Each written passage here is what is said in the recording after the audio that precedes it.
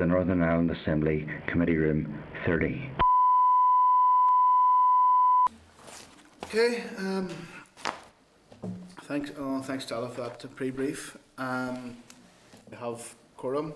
The meeting will include a briefing from the NI Environment Link on Brexit preparedness, a briefing from the Department on EU exit legislation and common frameworks, a departmental briefing on the common frameworks for radioactive substances, consideration of SR 2020-94, and we will have a session at the end of the meeting, a closed session to discuss our committee planning. Maurice, Claire and Patsy are joining us by Starleaf. You're very welcome. And we know the usual regulations that it'll be recorded and broadcast throughout Parliament buildings, and the usual guidelines around the use of mobile devices. You can use them provided they're in airplane mode. We don't have any apologies, so we don't. Okay, so the next item then, Chairperson's business. Members will recall at last week's meeting the NI Business Brexit Working Group raised the possibility of a plan for the agri-food industry to get through the EU exit. Can I get agreement with the committee to write to the Minister to request that DERA takes the lead in developing that plan to assist the agri-food industry? Okay. Yes, sure. Okay. Yeah. Okay, draft minutes then. It's on page 6 to 11 of your packs. Are you okay with the draft minutes? Okay. I'll just put my autograph on here.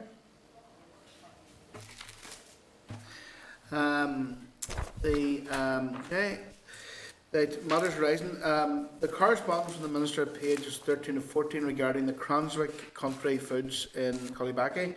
Members will recall that this was an issue that arose during recess and involved the temporary closure of Cranswick country foods in Collibaki due to an outbreak of COVID-19 among the staff. A letter had issued to the Minister regarding an urgent response and asked him to indicate what steps have been taken to ensure that pig farmers are not adversely impacted due to the closure of the plant. I'd also asked for details of any health and safety measures planned to ensure that staff in the food processing industry are protected from any potential outbreaks. Are members any comments on the response from the Minister? It's at page 13 to 14. Mr. Chairman, I think it is good that the factory has got up and running again. There's clearly a backlog of pigs on the farm, and that will be an issue for some time to come. And it's an issue probably that the processors will have to look at closely, because it is a real issue. Yeah, absolutely. That's something you'd raised as well, Rosemary? Yeah, that's something I was concerned about, was the backlog of pigs. And also I think it's just at this moment in time I think we've got to recognise the problems Mr. Shield is having at the moment in relation to the fire. And I think everything possible to be done to help him should be done by the department at this moment in time. Yeah, I think the committee would be very much, in 2,000 pigs was a huge loss to that farm business in Kilkeel. Looking in, John? Chair, yes, and thanks for that. And take on board the content of the letter. This was raised in the chamber as well, as you and colleagues will know. The one bit of detail that I think we don't have, and it's very relevant to this and for confidence in this going forward, is as well as the actions that have taken place thus far and plans to liaise between the department and other agencies going forward also, is there a forward planning in terms of the inspection regime that we should perhaps look for more information on? Okay. Can we do that, and can we maybe bring out the Minister as well? And also your comments as well, Rosemary, can we include that in response as well in terms of Mr. Shield's business? Okay. Okay, thank you. The next item we have here is an oral briefing from the NI Environment Link. There's a memo from Stella on page 16 to 21 of your packs, and a briefing from the NIEL at pages 22 to 47. And there is some suggested information tabled papers at page 3. And I'd like to take this opportunity now via Starleaf to welcome the Sean Kelly, the Parliamentary Development Officer of NIEL, John Martin, the Head of Policy and Advocacy, RSPB, Rebecca Hunter, Chair of Marine and Fisheries Group, also Wildlife Trust, and Diane Ruddock, External Affairs Manager of the National Trust, and I'd like to give this opportunity for the representatives to begin their presentation. Okay, thank you very much, Chair. Can I just check that everyone can hear me okay? Sorry, thank you, Chair. It's Sean Kelly here from Northern Ireland Environment Link. Yeah, just to begin, thank you, Chair, for your welcome this morning, and we'd like to thank the committee for the invitation to brief them on Northern Ireland's Brexit preparedness, certainly from our point of view, looking at environmental aspects. Just by way of background, if I may, Northern Ireland Environment Link is the networking and forum body for non-statutory organisations concerned with the environment of Northern Ireland. We have 65 full members and represent over 190,000 individuals, which I think you'll agree is a significant constituency within Northern Ireland. And our members manage a large land area, delivering a variety of benefits to society. And our members as such are involved in environmental issues of all types and of all levels, from local community to the global environment. And Neil brings together a wide range of knowledge, experience and expertise that can be used to help develop policy, practice and implementation across a wide range of environmental fields.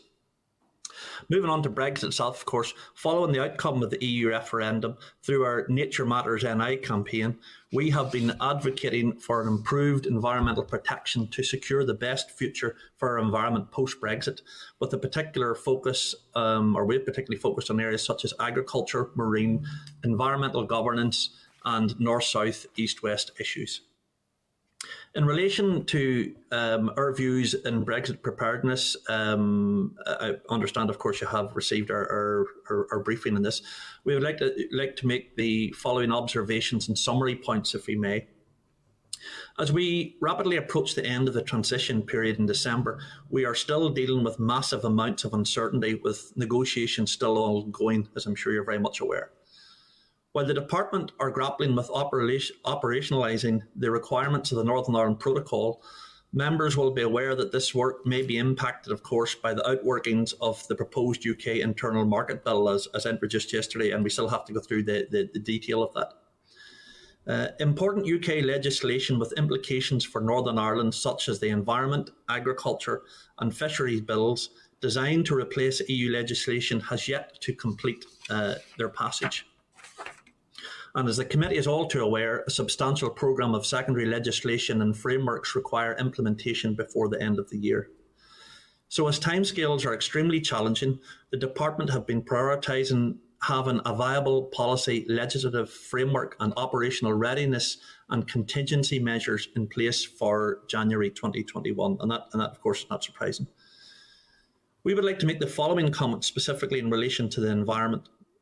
As part of the current draft withdrawal agreement, and in particular the introduction of the Northern Ireland Protocol from January 2021, we will find ourselves in a position whereby we will have a mixture of environmental laws and arrangements required by the Protocol, as well as retained EU requirements for areas not covered by the Protocol. The complexity and extremely short time frame in which these requirements need to be put in place is a major concern for our sector. And these already tight timescales have been further complicated by the impact of the COVID-19 pandemic on the Department in the form of reduced operational capacity and increased workload in terms of COVID recovery. Once again, understandable. Chair, if I may, I would like to briefly comment on some of the specific issues we raised within our Brexit preparedness summary table, which we provided as part of our written submission. Firstly, in relation to the existing Northern Ireland Protocol, it has to be remembered that it only deals with environmental issues in relation to trade and does not cover a range of key environmental legislation such as the Birds and Habitats and Water Framework Directives. And currently, work on environmental issues beyond the Protocol is not seen as a priority. That's certainly our understanding within the Department. In relation to the UK common frameworks, to deal with common goals, minimum, maximum standards, harmonisation, etc., whilst they could reduce the risk of regulatory divergence or a race to the bottom in relation to climate change, biodiversity conservation, etc., currently, following a prioritisation process of the 18 DERA Common Framework policy areas, the 4 which relate to biodiversity and natural environment are rated as low priority, while freshwater environment is omitted from the list altogether. In terms of the UK internal market, the white paper, as we haven't got into detail yet of the bill as published yesterday, has serious implications for the environment in Northern Ireland and across the UK. The white paper currently places the pursuit of frictionless trade above all other policy ambitions, including the government's own desire to achieve a world-leading environmental standards. We believe that all 4 UK legislatures must agree to non-regression of environmental standards as a common baseline, along with a shared stated ambition for environmental policy to be world-leading in its effectiveness, stringency and ambition. The UK Agriculture Bill, while providing certainty in the short term for Northern Ireland farmers, currently there's no long-term vision for how agriculture and the environment will be supported in the future, and the absence of a sunset clause within the bill means that there is no onus to progress a Northern Ireland Agriculture Bill in a time-bound manner. In terms of the Environment Bill, while supportive of the Northern Ireland provisions within, or the Northern Ireland provisions within the bill, we're not aware of any further action undertaken by DAERA in relation to these provisions. We would very much welcome progress in relation to development of an environment strategy for Northern Ireland, commitment to establishing nature recovery targets in Northern Ireland in law, and commitment to non-regression environmental law in the bill, as well as progress on the design and establishment of an Office for Environmental Protection here. Finally, in relation to the UK Fisheries Bill, whilst we broadly welcome the Fisheries Bill as a piece of framework legislation which aims to deliver sustainable fisheries management alongside a healthy marine environment, despite the welcome ambition and additions the bill, we believe the bill falls short in delivering a legal commitment to the fishing industry. To conclude, Chair, whilst acknowledging the extremely tight timeframes, the potential implications from the ongoing political negotiations at the UK-EU level and local resource issues exacerbated by the COVID pandemic, we believe that significant and worrying gaps and delays are already occurring in a range of environmental issues. In terms of those needing addressed directly as part of the Brexit process, as well as those delayed due to the Brexit resource requirements, such as other important areas such as the ammonia, biodiversity strategies, progress in an independent environmental protection agency, and Northern Ireland climate change legislation, to name but few. Chair, I think we'll conclude our introductory comments there at this point, and myself and the panel will be happy to answer any questions you may have on the evidence we've provided. Thank you. Thank you very much for that comprehensive presentation. I suppose just want to pick up on a couple of points you made there. See, in relation to the protocol, you said that it only deals with environmental issues in relation to trade and doesn't cover key areas such as birds, habitats or the water framework. Have you any assessment of the potential impact of the implementation of the protocol on those areas? Well, I think if in the panel I'll maybe want to comment here. My understanding, as I said, is that in terms of the protocol itself, my understanding is that it deals only, what's there primarily do is avoid a hard border on the island of Ireland. So therefore, issues in relation to water quality, etc., and birds and habitats, they don't see as that being something that necessitates action, because it doesn't mean there has to be a hard border to deal with these.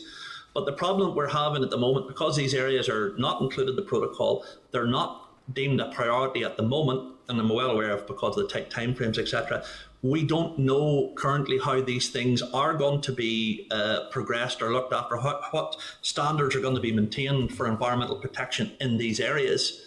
Both within Northern Ireland, and of course a lot of these issues to do with birds, habitats, water, etc. have important cross-border issues as well. We are not aware as a sector of any negotiations or developments in those areas at all, and how they plan. I mean, it could be a case of business as usual, but we don't know necessarily what that means, and what does that mean in terms of environmental governance in relation to these matters. So we're just at the moment in a state, we're not aware, as said, of how these things are being progressed. I'd maybe just come in there as well, and the protocol includes 18 pieces of environmental regulations or directives that would apply to Northern Ireland going forward if the protocol is implemented.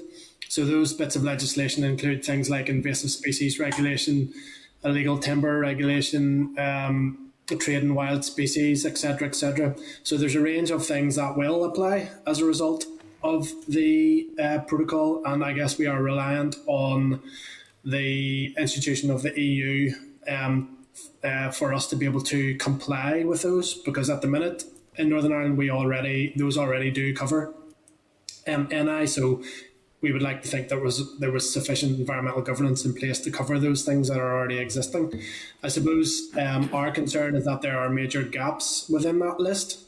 So we would have liked to have seen the likes of the Birds and Habitats Directive, the Water Framework Directive, and other important pieces of legislation continue to apply in Northern Ireland as a result of the protocol, but they currently don't. Now, a lot of that legislation, that EU legislation, was lifted and dropped into the EU Withdrawal Act, and then they said they would, get around to developing equivalent legislation in the UK to help deliver from that point of view. I guess the major challenge for us in Northern Ireland is with the border with the south. We share, for example, some protected areas. So we have boundaries which go from Northern Ireland into the south and vice versa.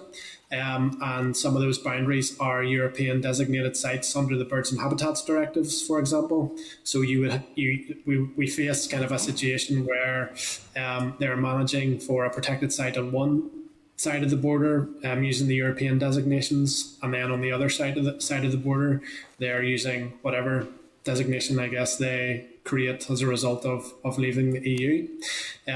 Our concern is that if those designations don't apply, a lot of our European designated sites aren't underpinned by local ASSI, so areas of special scientific interest.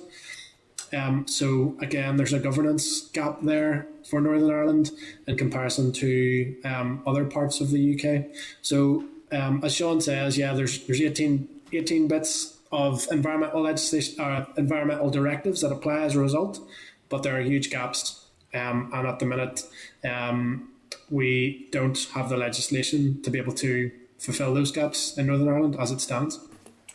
Chair, thank you, John. Chair, if I may just come back in there briefly as well. My understanding, because of those areas that are not part of the protocol that John has outlined, once again, Birds, Habitats, Water Framework Directive, my understanding is that they have to be, or that's now the responsibility of bilateral discussions and agreement between the UK government and the Republic of Ireland government, and of course, given North-South Ministerial Council is the role of the Northern Ireland Executive as well.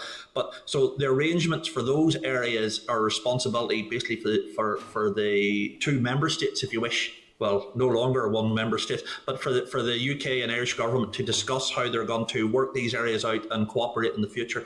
And I'm not sure that any of those discussions have happened yet.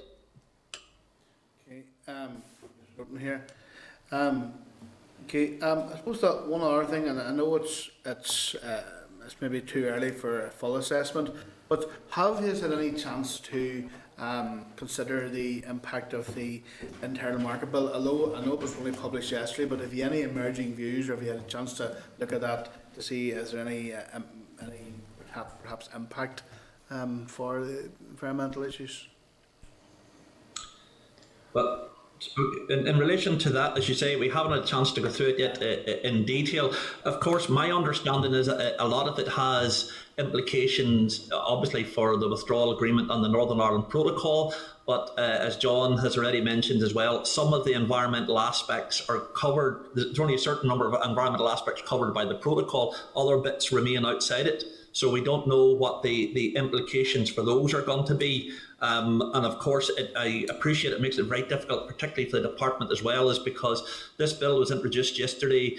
It may go through as is, it may be amended, it may be something that's open to, other jurisdictions, maybe delayed by courts, etc., etc. It just adds to the fact that the uncertainty around any of this area, it was uncertain to start with in a rush time frame. Now with the bill yesterday, it may cause additional problems. But in terms of the particular outworkings, I think it's more to do, once again, with the protocol and the trade arrangements between GB and Northern Ireland. So it has implications in some areas, but we can't say yet exactly to what extent that will be. Thank you very much. I'm going to just move around the other members. Now, the first on the list here is Rosemary. Yeah, thank you. Thank you very much for your presentation. You spoke about the UK Agricultural Bill and sort of no long-term future. If we had the opportunity to devise our own Northern Ireland Agricultural Bill, what would you like to see contained within it? Thank you for your question. I think I'd be happy in this case to hand over to John, who heads up a lot of our agricultural work. John? Yeah, I think that is a really good question, and it's something that we would like to see coming forward ASAP. So at the minute, the Agriculture Bill in Westminster covers Northern Ireland, and it allows the status quo essentially to continue. Our concern is that that bill, as it currently stands, allows the status quo to continue indefinitely. And there has been some movement in Northern Ireland when the Assembly was down to move, I guess, the debate along a bit. Our concern is that farmers are facing a significant amount of uncertainty at the minute because they don't know when a change is going to come. So the Agriculture Bill will allow us to continue to make payments to farmers for the future, but we need, I guess, primary legislation in Northern Ireland to deliver for the agriculture sector. And a recent survey showed that two-thirds of farmers were worried about uncertainty before, I guess, as an impact on them making changes to their farm business. So in terms of what the future looks like, we would like to see farmers incentivised for the delivery of environmental public goods.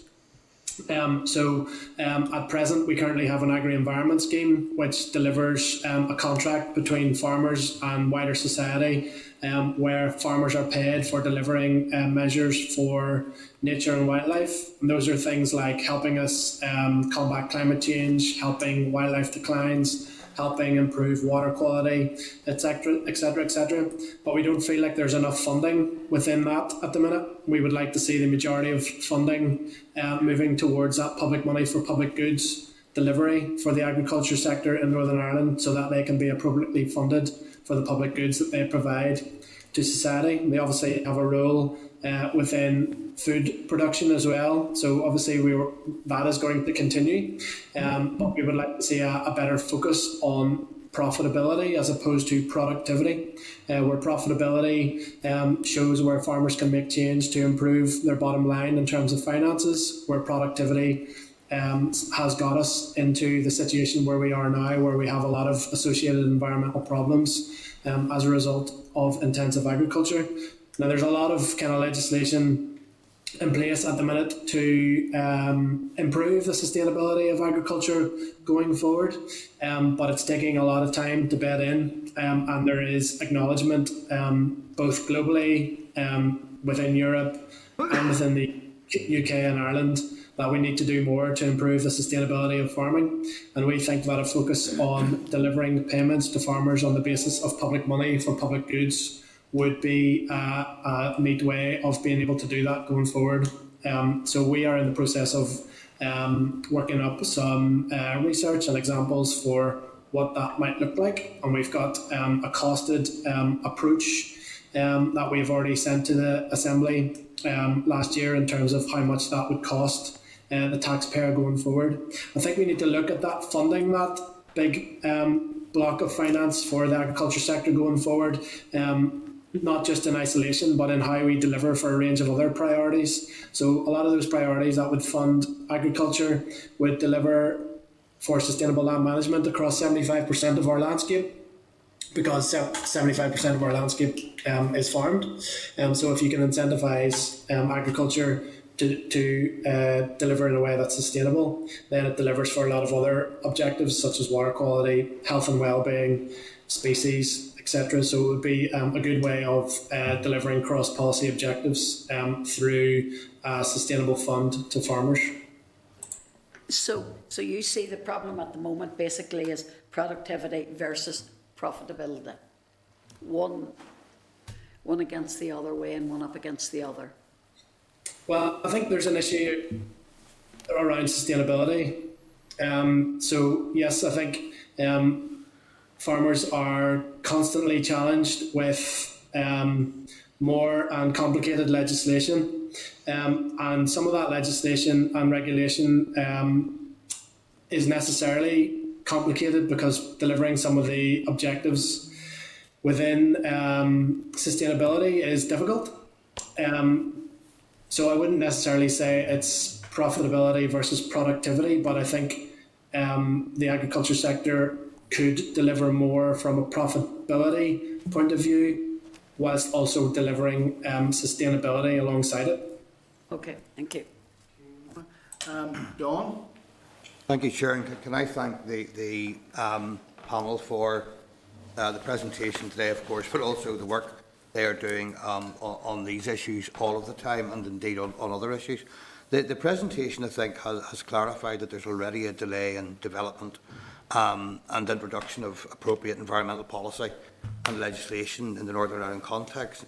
So I have to ask, would the panel agree that this problem is exacerbated quite a bit by the uncertainty and distractions of recent days, and could become, frankly, an absolute crisis if current negotiations between the UK government and the EU were to crash? And then we'd be left with a situation where this Assembly, the UK government, other interested parties would be preoccupied with, well, frankly, picking up the pieces. I think, thank you for your question, John. I think in relation to how best to sum it up, I think one of the problems that we'd said before at the outline, before the introduction of the recent bill, has been the fact that it's been, I know those people, particularly within the department, for example, have been working on the Northern Ireland Protocol and readiness, etc., getting ready, day one readiness and stuff, and having a viable product, so to speak. The problem has kind of been, as I know within the protocol, there's been some problems around even definitions within that, what it means.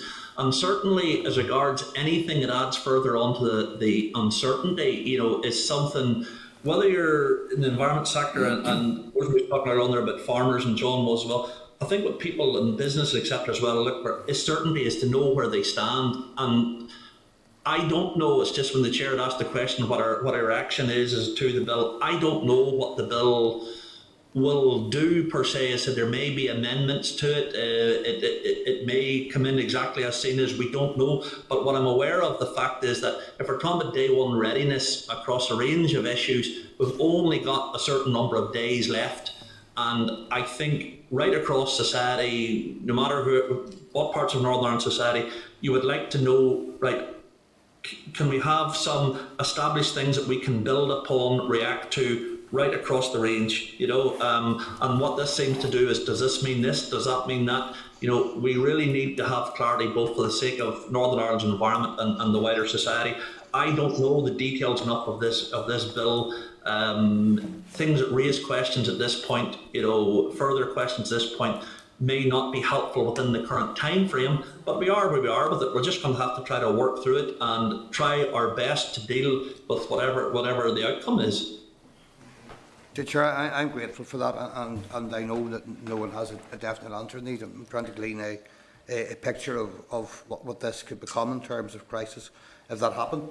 On a separate and more specific issue, the matters around fishing waters and the threat, if agreement is not reached, that could pose to proper quotas and plans based on environmentally informed scientific advice. Can we be given any more information on the detail around the problems that might arise from lack of agreement there in terms of fishing stock and conservation? Yeah, I can take that one. So that is one of our big concerns, because we've seen many times in the past that when there is a lack of agreement around fisheries management and fisheries negotiations, that it can also often lead into disputes. So one of the best known examples is the mackerel wars in the sort of 2013-2014, and that resulted in mackerel being overfished 35% above the scientific recommended levels. So it's one of our great concerns about the fisheries bill as well at the minute, that there's actually no legally binding requirement for the Secretary of State to include sustainability in the negotiations. So that's something that we're really asking for. And on top of that, we're also looking at asking to introduce the remote electronic monitoring, which was added as an extra to the Lord's bill. So hopefully that will remain. And we just need to keep an eye on that one as well, because that will really increase our data gathering and our monitoring. Thank you. Thank you. Thank you, John. Philip? Thanks. And just working backwards on that last point, the remote electronic monitoring and CCTV cameras, is that something that the owners of the vessels will have to fund, or is that something that you would suspect will be government funded? So currently some schemes have looked at using the European Maritime Fisheries Fund to sort of cover quite a large proportion of that, and then perhaps the remaining would be covered by government. Now, the European Maritime Fisheries Fund ends at the end of this year for the UK.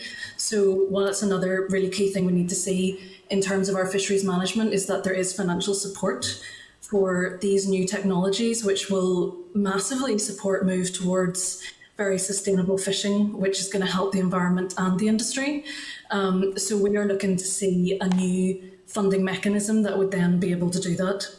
Okay, and just more generally, just like everybody else, I want to thank you for your written presentation. It was very useful, and for the opportunity to speak to us today. There's a lot of the issues that you have raised that individual members of the committee and the committee as a whole would agree with and have been actively pushing. The issue of non-regression and environmental standards is something that the committee had mentioned in terms of our own contributions to the bills. The lack of progress, I suppose, on an EPA and a Climate Change Act, and maybe clarity on the Office of Environmental Protection. Yous are kind of putting down the delays in those two Brexit preparations and people working elsewhere. I suppose personally I would think that in some of those cases it's actually maybe a lack of drive from the Minister that's actually the result, or the reason why. We don't have more progress in those. The issues of the sunset clauses and asking for our own environment and agriculture bills are something that the committee also advocated. So, I suppose what I'm getting to is a lot of stuff that yourselves and the committee would agree on.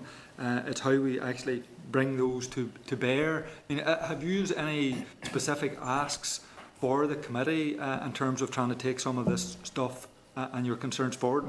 We will be meeting as we do the officials and the ministers, and we raise most of these things on a regular basis. But over and above that, is there any specific asks that the link would have for the committee? So it's from an agriculture point of view, I think, there is concern that the status quo will continue, and there is widespread acknowledgement that it can't. And the internal markets bill kind of throws that into stark realisation in terms of there's going to be a key difference between how agriculture is operating in Northern Ireland and how it is operating in other parts of the UK. So within Wales and Scotland in particular, they have got commitments from their minister and government to change agriculture policy by at least 2024. So there's no commitment yet in NI to do that, and we know that departmental officials are working behind the scenes, working up policy regarding agriculture, marine environment, etc. But there's been no indication around timings of a lot of those things. We would like to see primary legislation on agriculture in Northern Ireland, on marine and fisheries in Northern Ireland, and on the environment in Northern Ireland. But we have had no assurances from the Minister or the Executive on when some of that will be. So if the committee could push the Department and the Minister on some assurances on how those things are going to be dealt with in the future, then that would be, I think that would be something to prioritise. Okay. I think if I might also come in there, I think John has covered really well, in particular agriculture.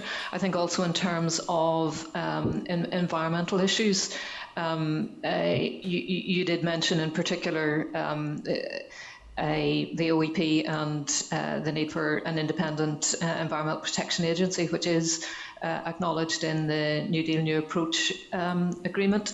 I think that those are areas which the impending changes in Brexit again throw into much sharper focus, and those are areas which we'd encourage the committee to continue to prioritise and to urge in particular for timelines for the establishment of those. Because those governance arrangements are so important for the protection of the environment, and it's not just about protecting the environment; it's about what that means to society, and particularly in these times where there's challenges around recovering from COVID as well. They're bodies that will play their part in those challenges as well. And just if I can add, John mentioned before about the agriculture bill. So in terms of a fisheries bill for Northern Ireland, the UK fisheries bill is a framework bill, so it's very high level. And following the completion of the fisheries bill, all of the devolved administrations and the Secretary of State will need to create a joint fisheries statement, which sets out how each of the administrations will meet the really high level objectives of this fisheries bill. So within that, in Northern Ireland, our current Fisheries Act, which is from 1963, I think it doesn't include the word sustainable. So we do have a bit of work to do here around our local legislation to make sure that we can meet the objectives of the Fisheries Bill. Chair, if I might also just comment there as well. I think there's a number of things that just occurred to me, headlines in terms of help would be, first of all, in terms of resources. I mean, as you yourselves, as the committee will be aware, the department have had an extra large workload in terms of Brexit, in terms of what that means for agriculture, environment, etc. And I do know from our interaction with DERA, they're pretty much flat out. So I'm not suggesting anything otherwise. But in terms of resources to try to look at all these areas, staffing-wise, whatever, and as I said, it has been hit by the pandemic as well, which is only natural, but an impact upon the amount of things they've been able to achieve. To me, and you mentioned earlier on as well, one of the things while you're talking about protocol or beyond the protocol or north, south, east, west, whatever, I think there's a degree of comfort could be gone from at least if we were able to achieve something in relation to non-regression. It doesn't solve everything, but it is a degree of comfort. I think the sector, and we very much welcome any support in that. And that also is related to things, points that Diane has raised around governance arrangements as well. Like, I'm aware of the fact that people say, well, look, we're going to continue on outside of the protocol with some of the key environmental areas. It'll be like business as usual. But if, for example, and I'm sure you're well versed in this, if we don't have access, for example, to the European Court of Justice in some areas, etc., well, so be it. But then there has to be the arrangements for environmental, for some alternative to that. So there, to me, are the ones I think that stand out in terms of resources, non-regression and governance arrangements. And I also previously had mentioned some sort of commencement, if they haven't already commenced, in terms of bilateral discussions between the UK, Irish government, Northern Ireland Assembly, in terms of how environmental cooperation beyond the protocol. Okay, thank you for that. All right, you're next on the list. Okay, thank you very much, Chair. Thank you, Sean and John. On the environment, and the birds and the habitats, etc. I suppose the understanding is we just keep doing things as we're doing at the minute. I mean, I know you're probably not even doing things as normal at the minute with COVID and that. Probably there's a lot of changes already, so nothing really is the same anyway. So, but basically, we'd want to just keep doing things as is for the understand that we're doing that. Would that be right? Well, I suppose, no, I don't think that is right. So I think, I suppose the points around the legislation, like the Birds and Habitats Directive and others, Those went through a huge big review within the past few years within the European Commission, and they were judged to be fit for purpose. So the European Commission has this process called refit, where they look at their directives every so often to make sure that they are actually fit for purpose.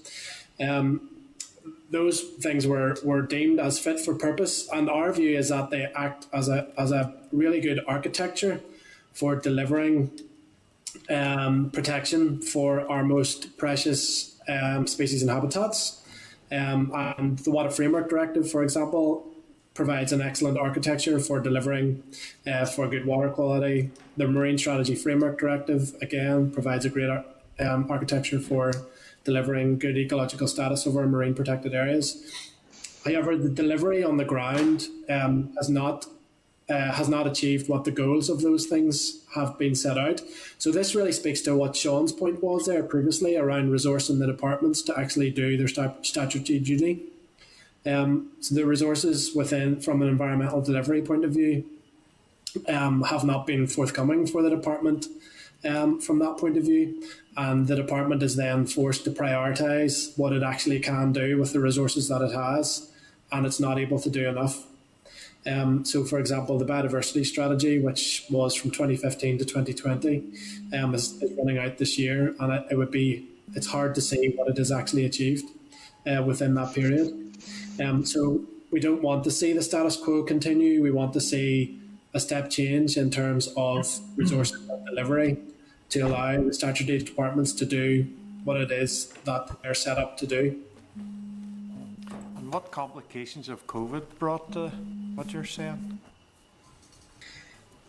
I suppose I can speak from the RSPB's point of view, where we have an operational point of view, and I suppose that it speaks to how probably the department have been operating as well. So with a lot of people obviously working from home, a lot of what we would do on our sites in terms of management, some of that had to be paused.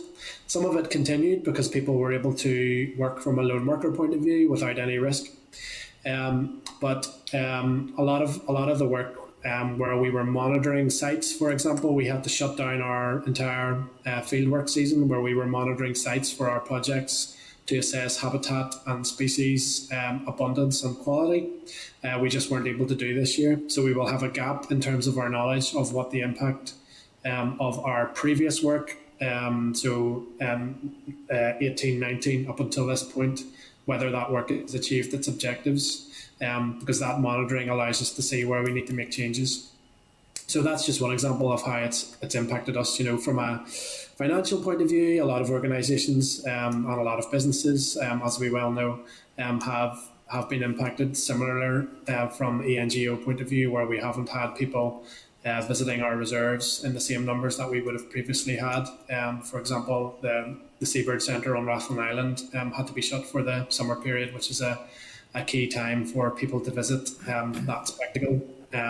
So there's a impact from a revenue point of view for organisations as well as the on the ground operational delivery. Yep. Okay. Thank you. Thank you. Okay, Claire. Claire, can you hear us? Yep. Thanks very much. And thanks very much for being here.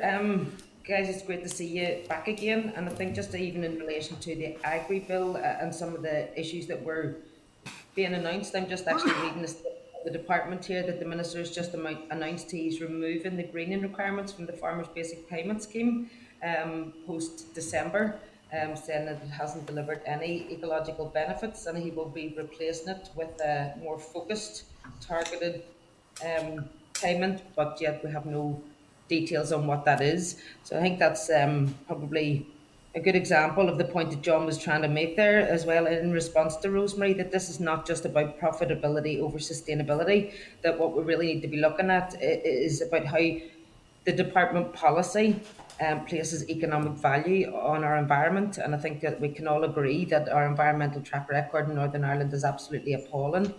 So we'll be keeping a wee eye on that. But I want to go back to, you have been raising a lot of concerns within the presentation around the lack of, say, an ammonia and a biodiversity strategy, and that it's not being addressed by the department. and that the EU withdrawal work is pushing this further down the agenda, and that raises alarm bells for me as well. But I want to ask you maybe specifically in relation to that. So if we have some protected sites that are cross-border, do we know how many of those sites there are currently? And do we know if those sites are currently breaching EU directive regulations that we need to be mindful of? So I don't have the figure to hand in terms of the amount of sites that there are, but that's something that the department would be able to provide, no problem.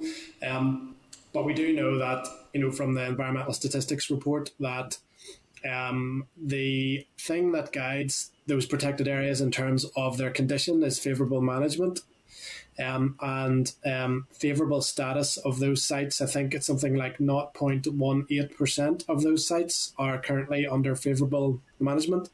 So there is a significant way to go in terms of improving the favourable conservation status of those sites. So at present, yes, we would say that those sites are currently failing their designation status to move from, currently bad status to good status. So yeah, that's something that needs addressed ASAP. And I suppose it's one of those things that, you could pour resources into it, but it would take a long time for that, there'd be a long lead-in time for that to improve.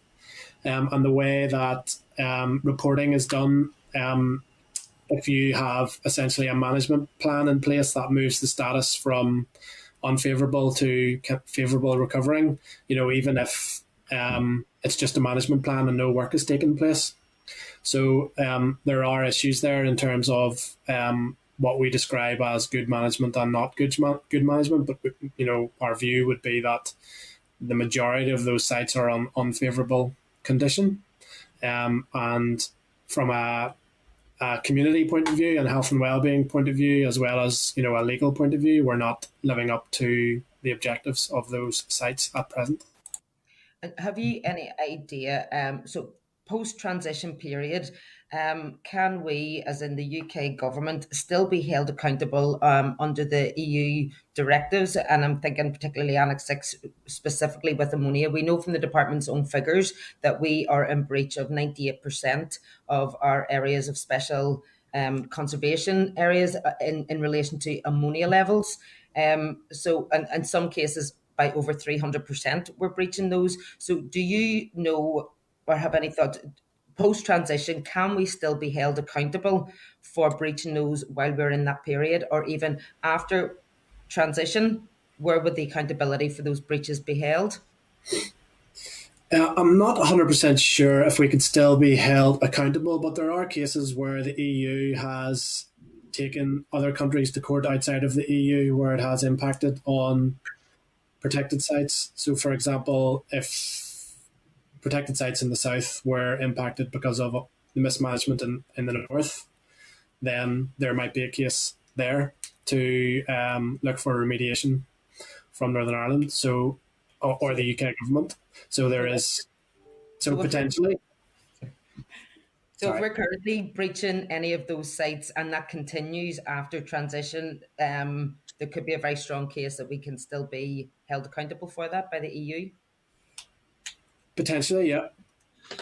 But if I may come in here as well, Chair, potentially I would have thought yes. This is also one of the key issues, Claire, in relation to this north-south bilateral discussions type thing in shared sites, etc. as well, because I know of the fact that yes, there is the border is there, and therefore the argument can be made that some of the ammonia deposition that occurs comes from farms on the southern side, depending on the way the wind blow, and landed in the northern part, and vice versa. So it seemed to me, I understand what you're saying in terms of how we could sort of address this issue in the further and where action can be taken. But I also would have thought it would be in the interests of both Northern Ireland government, so to speak, and the Republic of Ireland government to try to sort the issue out as well, because if we're in breach, it's affecting them, and if they're in breach, it's affecting us. So it's a cross-border issue as well.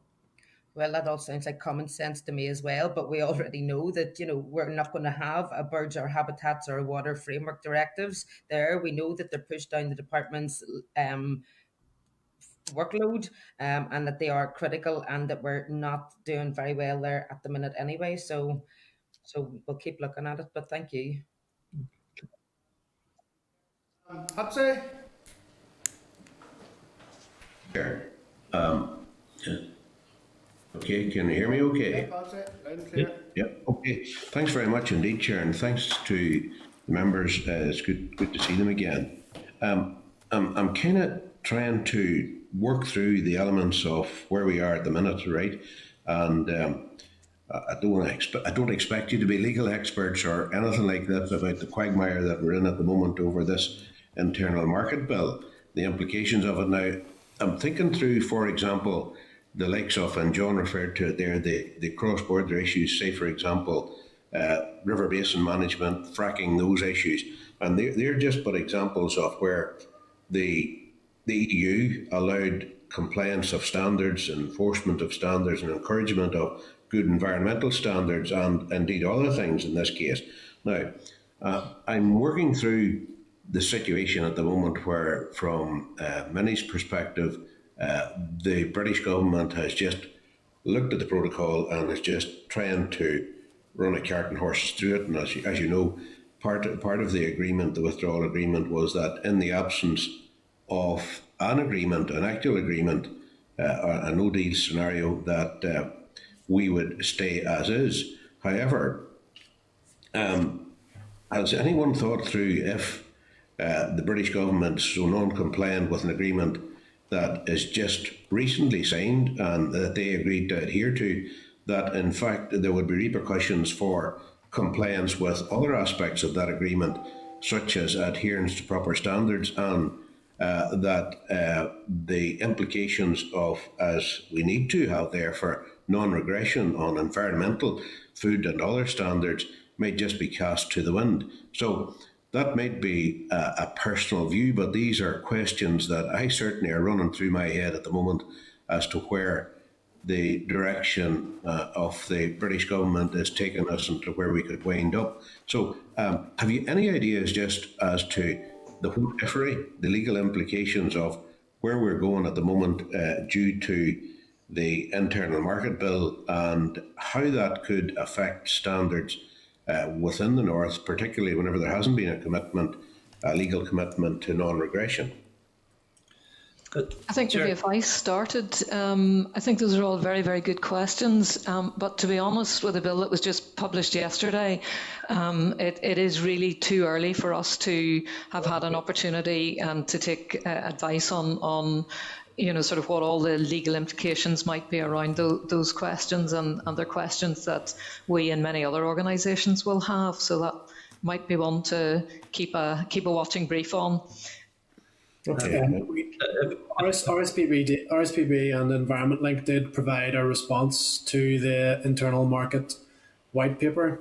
So maybe if we provided those to the committee, that would give an idea of where we were flagging some of the potential risks of the white paper, and the bill then in terms of its difference, but only in a limited and very specific way. We can provide some comment on what that looks like once we've had a chance, as Diane said, to fully consider it. No, I didn't. Sorry about that. I didn't mean to spring it on you, because it appears that the Attorney General can't respond to that at the moment either from media inquiry. So thanks very much for that bit. Now, if we like, we'll maybe reverse back to, say, a month or two ago, and I could maybe ask the same question, only in a different way, irrespective of the internal market bill. And that is, what course of action do you see between the jurisdictions whereby we could ensure adherence to proper standards, back to those issues, river basin management, fracking, that have all-island cross-border implications, and to ensure proper standards? There could be other issues that come into this as well, around wildlife, etc. So that's clearly a body of work for the North-South Ministerial Council. How would you see them taking that forward? One of the things that we said about in a lot of our communications regarding Brexit going forward, and within our response in the Internal Market White Paper, was the importance of common frameworks. So the way that we worked within the EU, so to take the Common Agriculture Policy or the Birds and Habitats Directive as examples, those were directives that were and legislation and policy that were common across all of the EU. So everybody knew where they stood in terms of their delivery. Going forward, there's been a bit of a resistance within the UK to devise common frameworks for certain things. So, for example, say we had a common framework on how we managed our protected sites. We would be able to manage those with the same potential outcomes and outputs as other parts of the UK.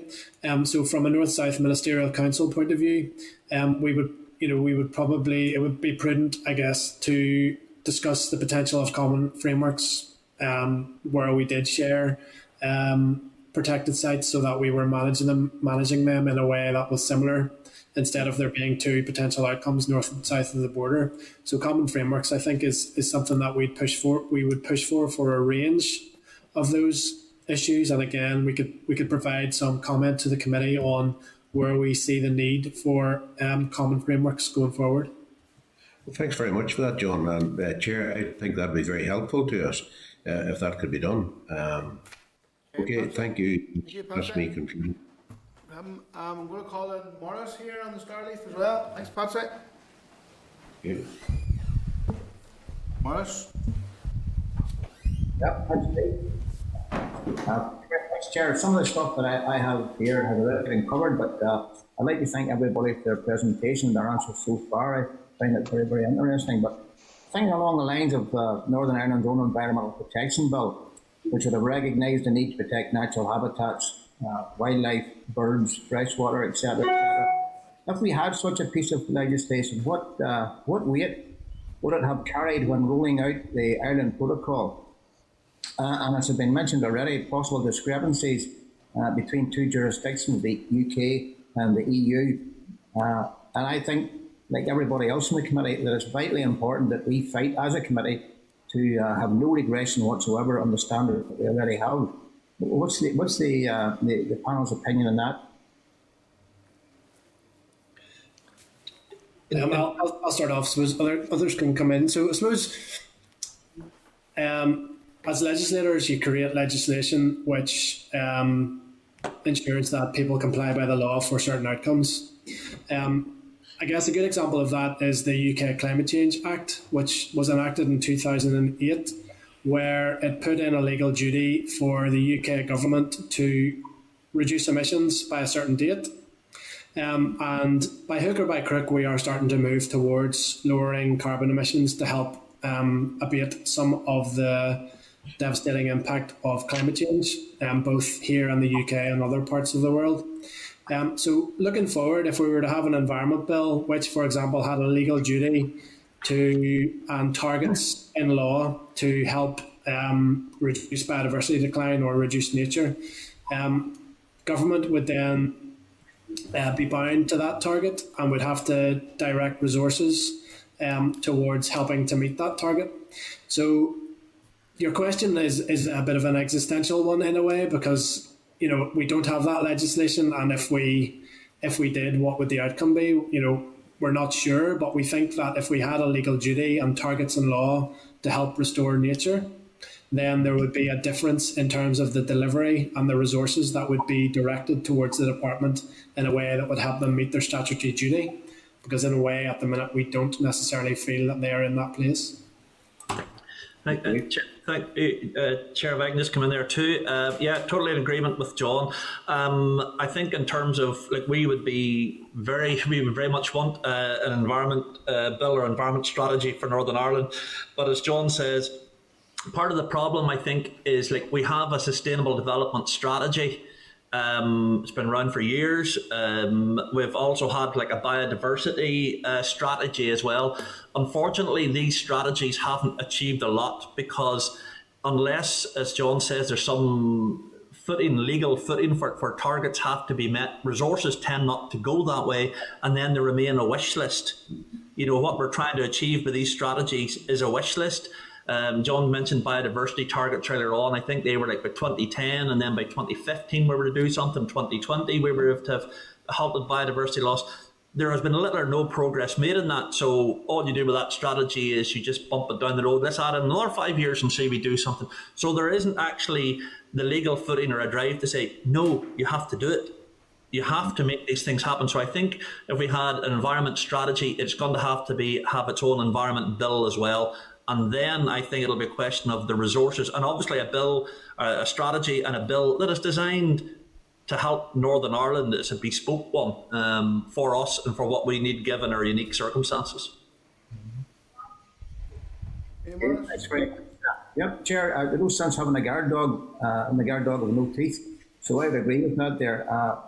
But considering 75% of Northern Ireland, as has already been alluded to, is farmed one way or another, what impact has the current pandemic restrictions had on the implementation of environmental protection across Northern Ireland? Well, Chair, just in response to that, if I can, I think, and it's something I would pay tribute to the department and actually in terms of response to COVID-19 and what they've been trying to do with it. They have engaged and included themselves in the environment sector in discussions around how the agricultural industry, right through from farmers, producers, the various, the dairy and beef, milk sectors as well as to food standards agencies, etc. as well. They have tried to pull that.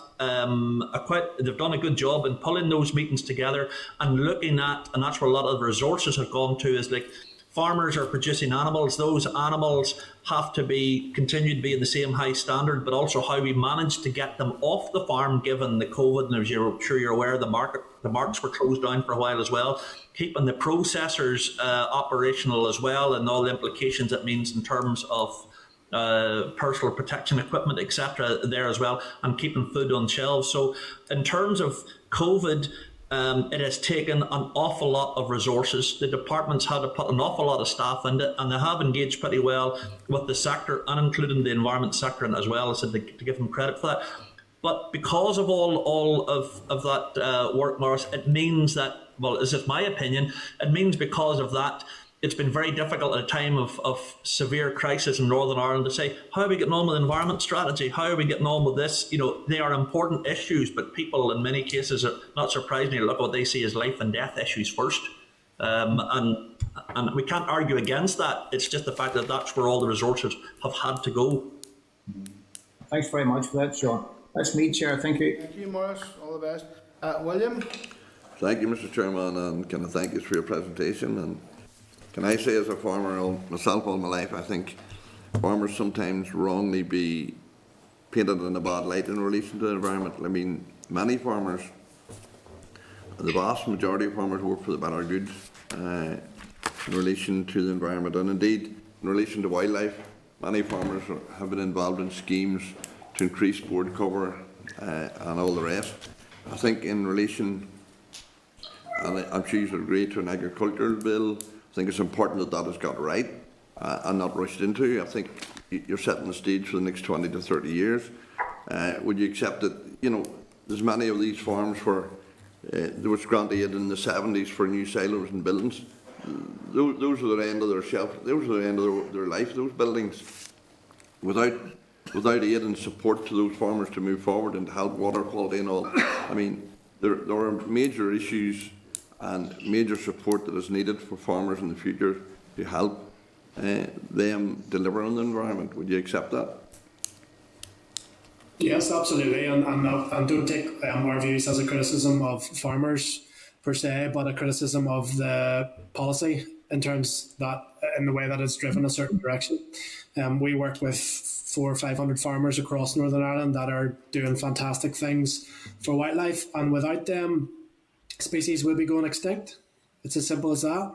And we need them to continue that good work on the ground to ensure that they will continue to deliver for species and wildlife across Northern Ireland. And we want to see them rewarded in a way that reflects the work that they're doing and the care that they have for their land. Big issue, I suppose, in Northern Ireland is that the synergy between policies as they're developed isn't good. So Sean had mentioned the biodiversity strategy, which came into play in 2015 and finishes this year. At the same time, we had an agri-food strategy, which was pushing the industry in a certain direction. And both of those policies and strategies came into direct conflict. So one was causing a problem in terms of pollution because of the drive in intensification, and the other one was set up then to support and to challenge and to remediate some of the problems that the other one was causing. And they weren't really talking to each other in terms of two policies that were both from government and the same department, but counterintuitive to each other. So we need to kind of move forward in a way that produces policy which, with one policy area supporting the other and vice versa, because there's no point in having two policy areas or strategies with one that drives intensification and the other that's set up to try and clean up some of the problems that another one is causing. So I think moving forward, absolutely, we have to get it right, and it is going to dictate how agriculture is going to deliver for people and wildlife in Northern Ireland.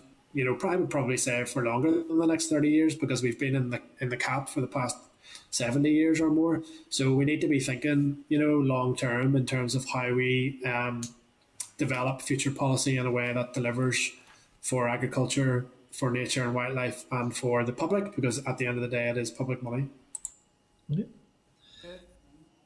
In relation to ammonia levels, you would accept that ammonia levels in Northern Ireland are high, and it's vital that they're reduced, but ammonia levels actually today are lower than they were in 1990. But I mean, there are strategies, there are things that can put in place that would drastically reduce ammonia levels, and I think it's important that they're brought to the forefront. And I mean, spreading slurry, for instance, by injection or trail and shoe will reduce ammonia levels by something like 30-odd% in relation to that. So there are things that can be done to reduce those levels. You would accept that? Yes, absolutely. Sorry, I was going to say, yes, I would accept that as well. I know I had mentioned the fact that in my presentation that we're delayed, we're a bit behind in terms of an ammonia strategy. In relation to that, I'm aware of the fact that I think it's next week that the department are running a couple of webinars on where they're hoping to go forward in terms of addressing the ammonia issue. So I'd certainly look forward to seeing what those proposals are. I know the department have been engaging with farmers and the environment sector as well, and we've all put forward suggestions in terms of how the problem could be looked at. So hopefully in the next week or so, we might get some sort of a bit of future direction on how we deal with the problem, because it is a problem and it's something we have to deal with, and we have a legal requirement to deal with it. And it's something I understand that is causing great concern right across both farming and environment and everyone else. And everyone recognises that, and also the fact that we have to find practical and useful ways to deal with it. Okay, William. Okay, so that is all of the members. All of the members have their speakers and ask questions, and I want to thank all of the panel here from NIEL for your contribution today. Very thorough answer as well. So that will conclude. Again, I want to thank you for your attendance today, and good luck. No doubt we'll be in contact with you over the course of the next number of months as we roll out our programme. Okay, thank you. Now we'll move on. Now, thank you. We'll move on now to item 6, which is the oral briefing from DAERA on EU exit legislation and common frameworks. Members can refer to their packs starting at page 49. There's also table papers for Stella provided a brief, and the first of the weekly updates on the EU exit preparedness and delivery. I want to take this opportunity at this. We're having some problems getting some of the witnesses. I think we had 2, but one's maybe dialing in, so just I'm not quite sure who's there. Can we bring them in? Yeah, bring them in, yeah, and see. Okay, so I'd like to take this opportunity now to welcome the witnesses. We have Rosemary Agnew, Grade 5 Director of Brexit, Kevin Murphy and Julie Ann Moorhead. Now, we may only have 2 witnesses at the moment, but we'll invite you in and we'll await the third witness.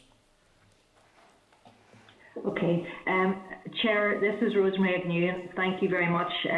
We've all had great difficulty this morning in accessing your system, and I think we'll have to take that offline and look at it. So I'm currently in on the telephone.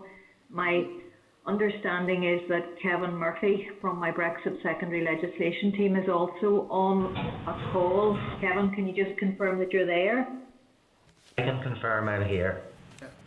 And I think Julianne Muirhead may just be joining. Julianne from my Common Frameworks team, are you on the line yet? Yes, Rosemary, I'm here. Okay. So Chair, we're all on the phone, so apologies that you can't actually see us, but we'll try and take you through with your forbearance. Obviously, we can't see each other, but we'll try and take you through a number of issues this morning. Yeah, and if with your agreement, I would like to do a sort of a short 10 or 12 minute presentation, and then I'm happy to take a number of questions. That's that on, Rosemary. Okay. So very much thank you for the opportunity to meet or to discuss with the committee this morning the plan for very important issues in the Department and the Assembly and indeed Northern Ireland's EU exit programme. We're at a very huge critical stage, as all of you will be very much aware. At the outset, I want to acknowledge that we have been late as a department in providing EU exit papers to the committee over the last 2 weeks. That has been very much due to internal processes, to senior staff and Minister being on leave. And I would like to assure the committee that I'm working hard with our Assembly Support Office to address the timeliness in the provision of papers moving forward. And I've had discussions directly with Stella in that regard. So I'm really asking for your forbearance over the next few days just till we resolve all of those issues and provide those papers in a more timely fashion. I want to assure the committee that I will do all in my power to get the information to the committee in the appropriate timescales, but just acknowledging that as everything with EU exit, I don't have control over all the issues, and like all NICS departments, DERA is very much dependent on decisions that are being taken on Whitehall, and that influences the timeliness we need to work to. In terms of future engagement, Chair, with the committee on EU exit, I'm proposing that we would make some adjustments to the programme after the meeting of the 24th of September, really to address the need to focus on the legislative programme. I'm proposing today that we would provide you with an update on related thematic areas. For example, when we would come to talk to you around waste, we would do that in conjunction with the legislation that needs to be made around waste and the need for you to consider and to scrutinise that legislation. I've alerted Stella to this, and we will be writing to you formally to seek those changes. The objective is to provide a more cohesive and understandable way for us all to understand the issues as EU exit progresses, because the issues don't sit neatly in the department's current group structure. So we were looking to bring those forward, or will be asking and seeking your agreement to bring those forward in a more cohesive way. We'll discuss that at the end of the meeting. It will also allow the committee to receive an update at each of its meetings, and I and other members of the senior team are available at any stage to brief the committee as it so wishes. I'm also proposing to you verbally today that at least for the next short period, perhaps until the end of October, but we will need to keep it under continual review, that we would provide a fortnightly written update. Just at the minute, EU exit is ever changing. There are so many unknowns, it's very difficult to provide a written update that is current. This proposal does not affect any issues that will need to be brought to the committee for urgent attention, or indeed any issues which the committee would specifically request information on. And again, we will write to you formally requesting this change. So with that set out as a bit of a context and introduction, I would like to say a few words about our secondary legislation programme and a little bit about our Common Frameworks programme. So we had a very positive, constructive discussion with the committee clerk, Stella and Barbara, last week, and we've issued you, or in your papers a set of slides really that I would like to talk through quickly to try to ensure that the committee fully understands the legislation that we're bringing forward and the processes that might be involved. And I know you'll wish to consider this, so I would just hopefully, if you could bear with me, Chair and members, I would like to run quickly through that presentation. So looking at sort of the second slide, the aim of it is to really work through the slides and provide you with an overview of DERA's preparation for drafting and laying of the necessary secondary legislation, both at Westminster and in the Assembly, to briefly outline the key elements of the secondary legislation planning, to highlight the significant volume of legislation that we all need to progress or deal with or consider, the key dates and the processes which could be adopted with your agreement, and to ensure our Minister can offer consent really to Whitehall departments in respect of the UK-wide SIs with devolved consent to Northern Ireland, if that is the position that we arrive at following your scrutiny and his consideration. I would advise that my team are involved in the coordination, reporting and monitoring of all of the legislation planning, and in due course the committee will interact with the various policy teams and business areas on the detail of each of the respective pieces of secondary legislation. It's also important today to flag to you, Chair, and to all members that any figures that we quote and the figures in the tables, whilst those are correct today in relation to the secondary legislation programme, everything remains very fluid, as does everything EU exit or Brexit. Changes are regularly occurring due to pressures on parliamentary time and decisions that are being made in Whitehall, or decisions that will jointly be made between the UK government and the EU. There's also a need to try to minimise the number of pieces of legislation and maximise the legislative changes, because it's a huge task. So just quickly then to run you through the slides. The aim of our secondary legislation programme is to ensure DERA has a fully functioning rulebook with some degree of risk, with clear oversight of all necessary secondary legislation that is required to address operability issues and deficiencies as a consequence of the UK's exit from the EU. We're all aware deadline is at the end of the transition period is 31st of December in order to achieve a fully functioning rulebook, and there are a huge number of identified risks: the volume of legislation required, the pressures on parliamentary time, need for Westminster departments to draft and share final copies of planned SIs with the devolved administrations in a timely way. And we're trying to manage such risks through constant engagement with both Whitehall officials and yourselves, and it includes our Minister and other DA Ministers' consideration at their interministerial group, the next meeting of which is this coming Monday. So looking through the overall secondary legislation context as I move on, the legislation required encompasses categories which are inoperability fixes to legislation made previously for a no-deal scenario, legislation which is required to maintain pace with the EU during the transition period, legislation on the implementation of the withdrawal agreement, including aspects of the Northern Ireland Protocol, and legislation required as a consequence of the UK-EU negotiations. Within my team, there are two secondary legislative work streams aimed at addressing these overall categories or overall context. One relates to UK-wide statutory instruments, or SIs, with devolved content, and the second relating to the Executive's own legislative programme, the statutory rules that need to be brought forward. And each of those, the committee will have a very important and critical role.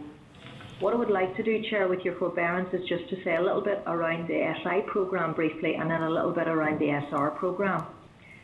I've given you a slide sort of with timelines on it for the DEFRA SI plan. It isn't my intention to go through that slide in any detail, really just to say that to ensure completion of that SI programme, DEFRA has recently appointed Minister Prentice as its SI Minister, and that Minister holds collective and bilateral meetings with all of the DA ministers to monitor the progress of the SI programme and to take corrective actions where necessary. Moving on to a particular area where I think it's important really just to spend a little bit of time, and I'm sure the committee will have questions on this. In respect of all of the UK SIs with devolved content, it's critically important to ensure that all respective DA ministers can offer consent or agreement in advance of the laying of those SIs in Westminster. I've given you a definition of consent in one of the slides, and really I want to work through the priorities that have been proposed across the Northern Ireland Civil Service for dealing around those consent processes. So as per the correspondence from our Minister to yourself, Chair, earlier in the summer, we need to engage very constructively to agree an overall approach to the scrutiny role which the committee might wish to undertake under each SI. And I've gone through this in some detail with your clerk, so hopefully you'll have an opportunity to consider this later today. We recognise that effective scrutiny of SIs is essential to give local democratic accountability, but this is set against a very limited period in which we can bring forward legislation. So Northern Ireland civil service departments are trying to ensure, subject to the committee's agreement, varying levels of engagement depending on the content of the proposed SI. So there are three categories of SIs at this stage that would be brought forward: Category 1, Category 2 and Category 3. Category 1 SIs are SIs that will make non-controversial technical amendments only and not policy changes. These are likely to be the classic negative procedure EU exit SIs made under Section 8 of the Withdrawal Act. For these SIs, the DERA Minister is proposing that we would give consent directly and then notify the Assembly Committee yourselves that we've done so. Category 2 SIs are SIs that make policy changes, but these are not of themselves likely to be controversial. Now, obviously this is a little bit of a grey area, and whilst we're working to identify which SIs would fall into that Category 2 area, we will obviously be guided by the committee's views as well. Moving on to Category 3, these are SIs that are deemed controversial. And the most obvious one that I can select there as an example of a controversial SI are Northern Ireland Protocol affirmative SIs that will be brought forward in Whitehall, where the committee will very much seek to have a scrutiny role. For these particular SIs, the Minister will write to the committee offering a presentation before he decides what he will do. So he will actually seek very significant input from the committee itself. But again, I would stress that whilst this flexible three-tier approach will provide the committee and indeed the Assembly with a role for an opportunity for scrutiny, it is still within a very constrained timeline, and we will need to work very collectively in order to achieve the timeline. Just to say a little bit then quickly about the numbers, recognising the need to move on. 57 UK-wide SIs with devolved consent to Northern Ireland, which Whitehall intends to lay in Westminster between now and the 31st of December. Provisional 27 consent, one requirement, and we're still waiting confirmation around an additional one, giving you the total of 27. In terms of the split between negative and affirmative, 19 of those are draft affirmative SIs, 7 are negative, and 1 is an order in council. So at an initial consideration, where we sit today, we believe 8 of those require Category 3 consent, 4 Category 2 consent, and 8 Category 1 consent. Again, we will work through all of those, and we are providing detailed information to your office or to the office of the committee on those for the committee to consider. I won't go through a slide where I've given you the list of the 8 Category 3, but we can perhaps pick that up on questions. Looking at We also have 13 reserved SIs for laying between September to December, which Northern Ireland may have an interest in, but where DA ministers are not required to offer consent. But DERA might have an interest in those that impact on Northern Ireland, and those reserved SIs will also be shared with the committee, and the committee then will be provided with an opportunity to consider and to brief if so required. Moving on to say something about the SRs that will be brought forward between September and December.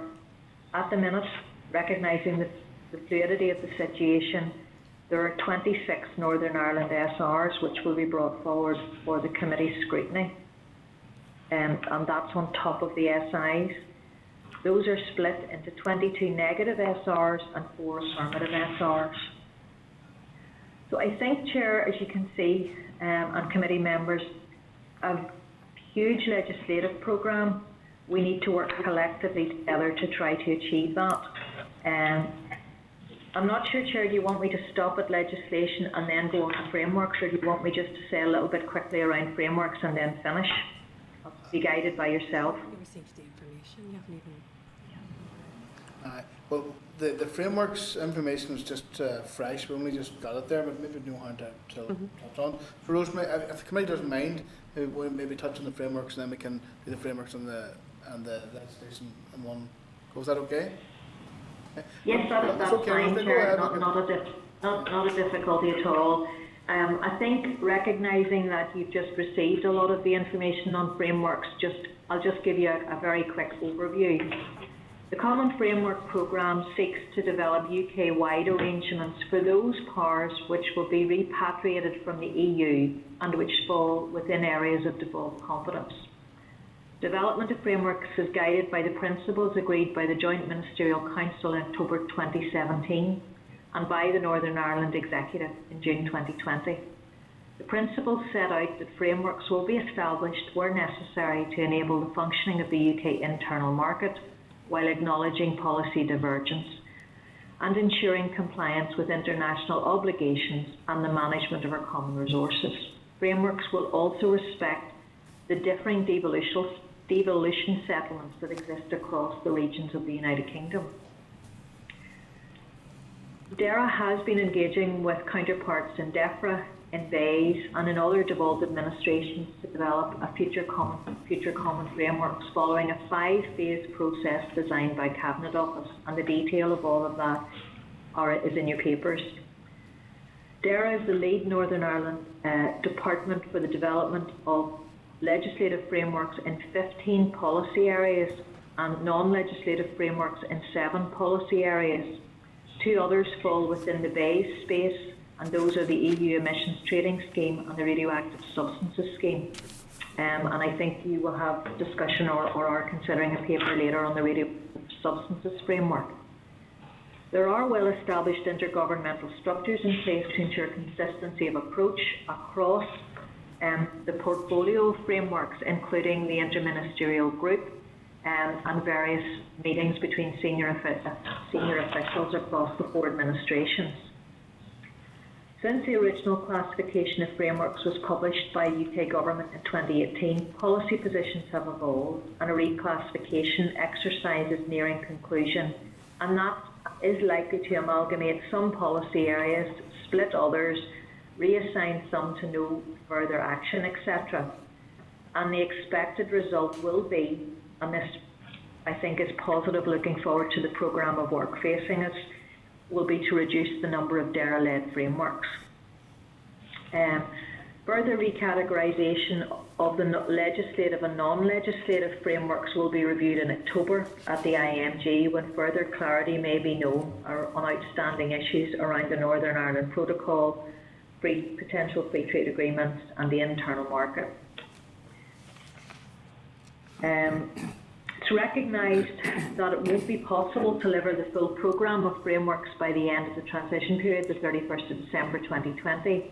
Therefore, key priority frameworks, i.e. those that are critical for day one, have been identified.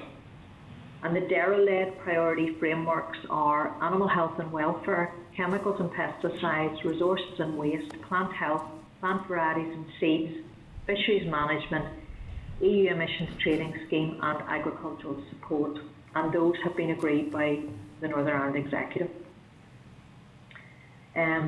We are working across the UK on a revised delivery plan, and there's now the expectation that all frameworks should reach provisional status by the end of December 2020.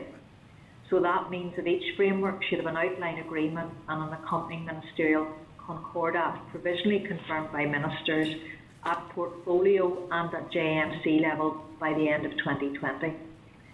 Having a provisional framework should ensure that there is at least a minimally operable framework that can be used from the 1st of January 2021. This timeline is hugely challenging, and where resourcing becomes an issue, the focus will be on the priority framework areas that I've already identified. Some elements, as you can appreciate, have huge wider dependencies, such as the internal market, the protocol, the future partnership with the EU, funding and intergovernmental relations review. It's recognised that these issues may not be resolved by the end of December. So for the majority of the DERA frameworks, parliamentary scrutiny by yourselves and by the Executive, ongoing reappraisal of the cross-cutting issues, development of the full frameworks and implementation will happen in 2021. It will not happen before the end of 2020. So Chair, apologies for taking so long in my introduction. I hope you find it useful and it provides you and members with a better understanding of the challenges we all face if we're to successfully deliver the legislation and frameworks programme.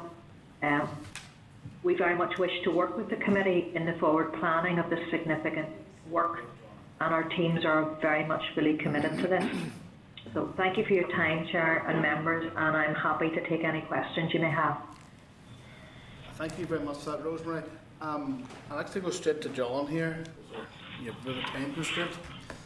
The first question, Chair, that comes to mind, and I appreciate that officials have not been asked to prepare or for answering questions on the internal market bill, but could I ask what impact the controversy of recent days might have had on current plans made by the officials, and what the possible outworkings will be if that uncertainty carries forward? In addition to that, can I ask for some clarification around the categorisation of the SIs and how it's determined whether something should be a Category 2 or Category 3? I suppose the specifics I'm looking for really are who decides whether something is controversial or not controversial. Is that a panel of people? Is it an individual? Is it an official taking a decision in their respective business area, or is it a collective decision?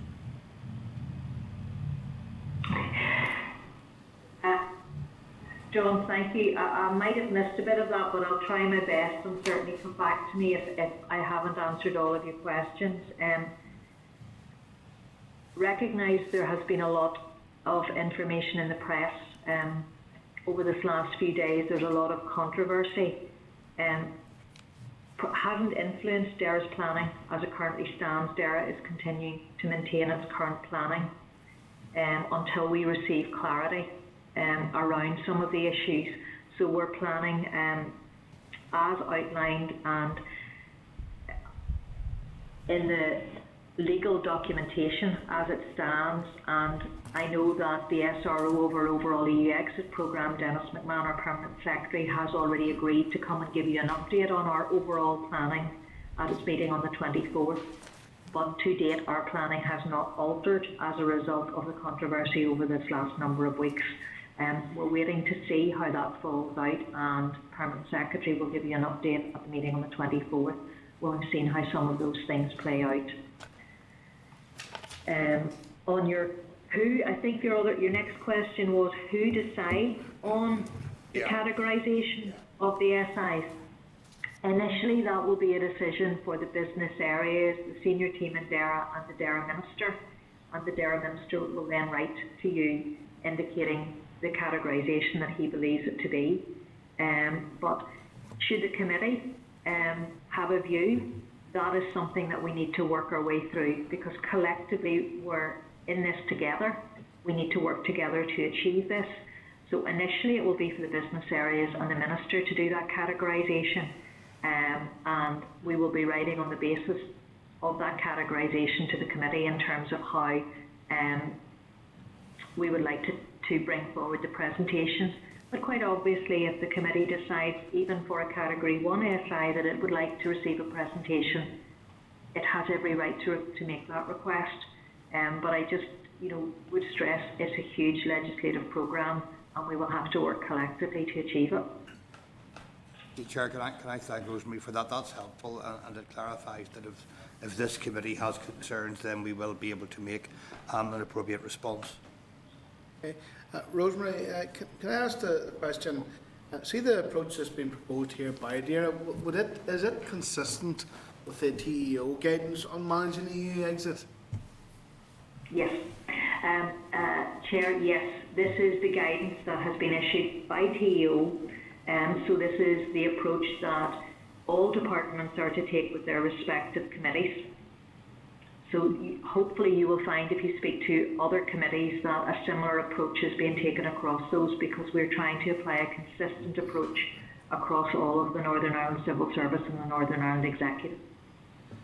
And you see, in terms of the categorisation of the decision of these issues, is it possible, will the Minister or the Department consult the committee before they categorise them, or obviously we have an important statutory scrutiny role here, and what if we weren't content with the categorisation, or indeed if the decision was made, consent was given for a Category 1, and we weren't content with that then it would be too late for us to fulfil our statutory remit then? Initially, as I replied to the previous member, it will be for the department to attempt or to provide an initial scrutiny role. We have already and will share with you what we believe that categorisation to be. So in advance of doing it and in advance of the Minister writing, you will already have sight of how the department intends to categorise each of the SIs. So if at that stage you have any concerns, I think that gives you the opportunity to present that challenge function back to the department. So you will be advised in advance of the categorisation of those SIs. And sometimes, Chair, I have to say it will be done without full information of the detail of what's in the SIs, because we're doing some of this without having had sight of the full SIs from DEFRA. But there will be an opportunity, absolutely, for the committee to exercise its challenge function. Yeah, and I think, Stella, you will agree that in the papers that you have, you've already got an idea of what will be categorised where, and we will continue to do that. That's important. I don't know, Chair, if that completely answers your question, but we will strive to ensure that the committee has its full role in ensuring that the categorisation is complete. But we also need to be pragmatic, because there is a risk that even if we go through all of this categorisation and the various consent processes, that UK government will lay these SIs anyway without receiving a response from our Minister. And that can either be good or bad, because it could bring things into the statute book on the negative side that Northern Ireland might not wish to see, and then we will have to take corrective action by bringing forward legislation to correct that. Or it could be positive in that the legislation comes into force that we wish to happen. Yeah, I just think before we move around further, it's important that we do have that there scrutiny role is properly executed. Because by your own definition, Rosemary, the category 2 are deemed as non-controversial, but obviously that definition is subjective, and what the committee or members of the committee might deem to be what the department might deem to be non-controversial, we might see as controversial. So it's very important that we have our role within that process. May I come back on that, Chair? Absolutely, and that's part of why I'm here today. Whilst it's difficult by telephone, but I'm here today to try to give as much assurance to the committee as I can. Part of my role is to ensure that you have that scrutiny role, and that I work with you and with your committee clerk to ensure that you're as up to date with this fluidity of the situation as we can be to enable you to do that. So all I can do is try to give you an assurance that that is our overall objective, to ensure you have your scrutiny role in all of this legislation. That's great. Listen, I'm sure there's many questions to ask here. I'm going to move around the room. William? Thank you, Mr. Chairman, and thank you, Rosemary, for your presentation. And as we all know, negotiations between the UK government and Europe or the EU are fluent. Will there be changes to this? If we don't know what the outcome is going to be. For instance, and I'm an optimist in life, I hope that there is an agreement, of course. But if there's a no-deal scenario, does that change the situation for us in relation to what we have to do then? The simple answer to that, William, is yes. The situation is fluid because there are so many unknowns. The timeline that has been agreed in Westminster is very, very challenging, but if many of the decisions are last minute, which they could well be, that will push the legislation further down the track and also reduce the time available to scrutinise it. So it does have very significant implications, I think, for you as a committee in terms of the timing of your work.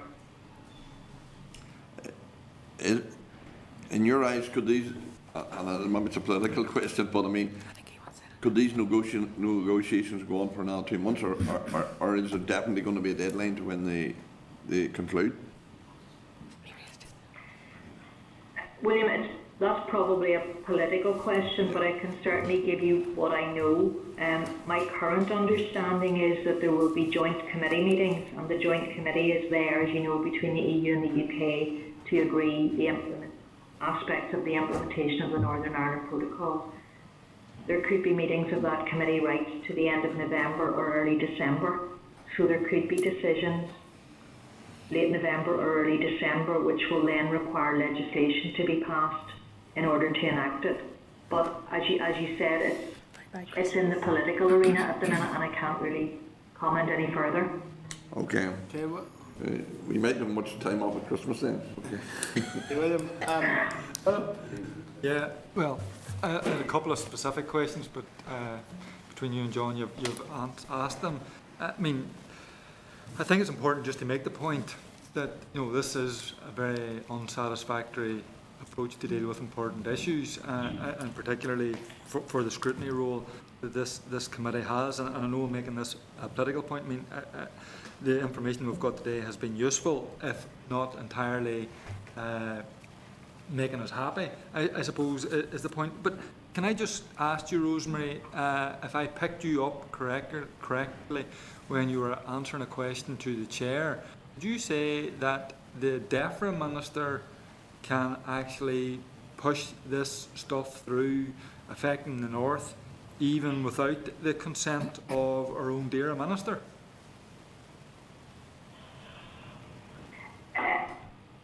Chair, I'm going to have to ask you, I couldn't hear that question, it was breaking up. Could someone perhaps repeat that question for me? You may just repeat it again. Go ahead, just... Okay, I may have picked you up incorrectly. That's better, yes, that's better. Okay, when you were responding to the chair earlier, but I thought I picked you up that you were saying that the DEFRA minister can actually go ahead with this even though some of it is affecting the North, without even the consent of the DERA minister?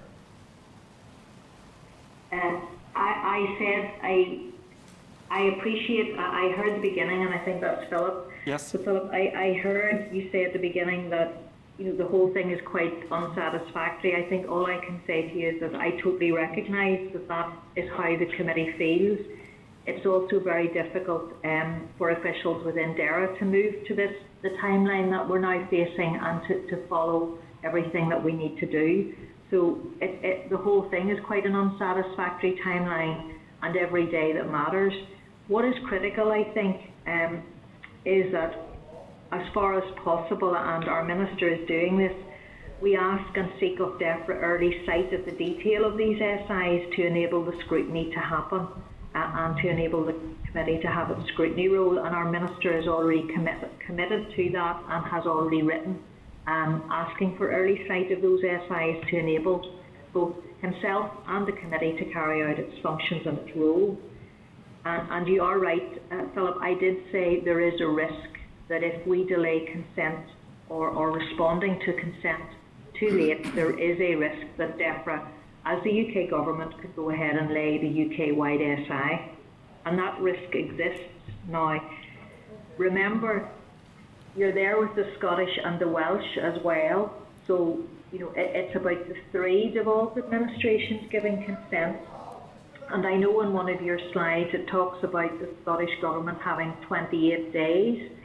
So it would seem that there's an opportunity collectively for scrutiny of each of the SIs, but the risk remains that the UK government, if we don't respond in the timelines available, could go ahead and make the SIs without consent. Now, they have not formally told us that, but I believe it is a risk, hence my saying that today to you. Thank you. Rosemary, would that be the same for the SRs?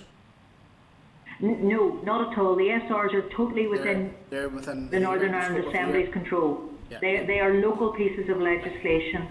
They are totally within your role as a committee, and then whether or not you would wish to take them onto the floor of the House. Yeah. It's only the case for the SIs. The SRs are totally within your control. Patsy? Matt Morris. Patsy? Let me now. Yeah. Okay, thanks very much indeed, Rosemary, and thank you for that. There's a bit of an anomaly or a bit of a difficulty that I have with, as we know, what could be deemed to be one person's controversial could be deemed to be eminently sensible by another. But the difficulty that I have with that is, I think, Rosemary, I picked up that you said that some of these SIs might be coming to us without the full detail. So if it's coming to us without the full detail, you can't make a proper call as to whether it's controversial, non-controversial, quasi-controversial, or not controversial at all, if you don't have the full detail. That's more than a bit of an anomaly that I would see there. Do you have anything in particular to say about that? And I know you've been foisted with a whole lot of stuff at the moment with this withdrawal bill that is creating a lot of difficulties. I'll maybe come to that in a wee minute too, but on that first question, please, just. Okay, Patsy, very valid point. It is a very difficult balancing act, because we will, at official level, we will share draft SIs by Whitehall. They may be incomplete, and we may have to make some sort of a judgment based on what we have. It's a balancing act as to when do we share them with the committee.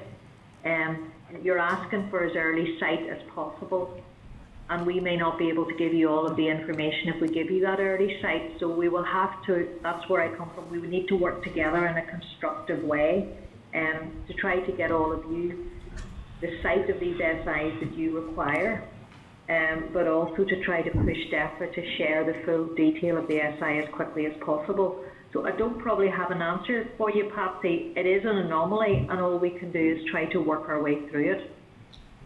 Now, maybe to a bigger anomaly, and that is has the department taken any legal advice yet about the implications of the internal market bill and how that might impact upon what you and we are trying to do at the moment?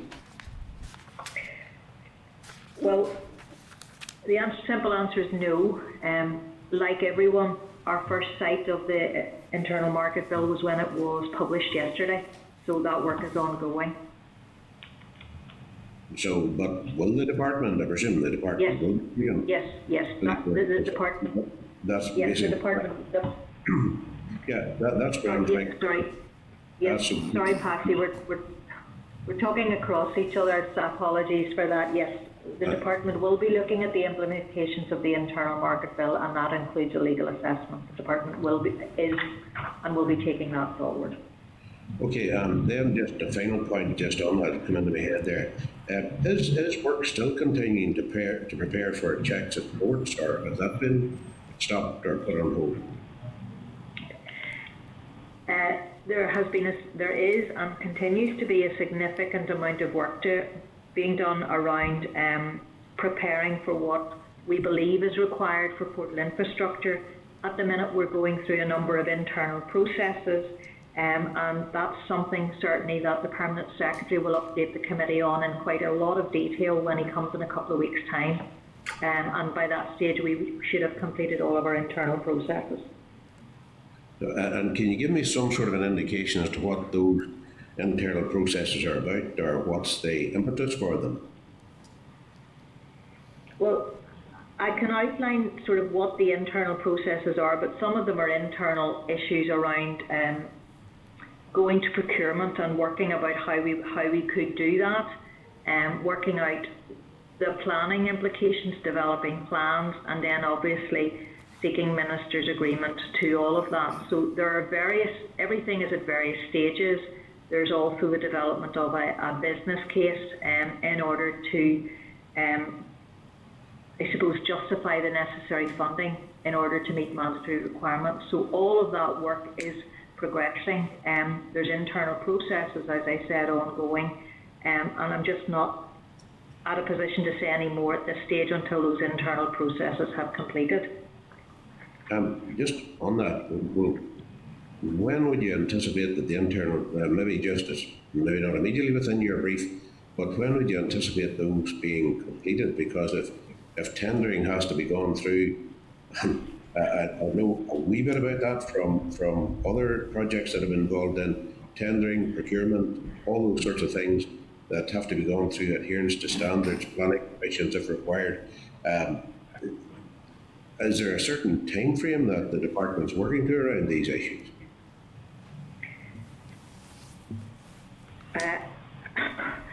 I am not completely cited on it, and I think you would appreciate that because it's not my work area, but I would say that the department is very alert to the number of days going forward and the timelines and the tightness of it. And I know that when Permanent Secretary comes on the 24th of September to address the committee, that would be the focus of his presentation to the committee, to update you on where everything is, and there would be a paper with you in advance of that. Now, I know that sounds as if it's 2 weeks away, but in reality it's not, given that we're trying to have better timeliness on your papers. So that's probably all I can say to you, Patsy, at this stage. Oh no, that's grand. Thanks for that, Rosemary. Okay, thank you, Chair. That's complete. No problem. Rosemary? Thank you. Thank you, Rosemary, for your presentation. See Rosemary's in the room now?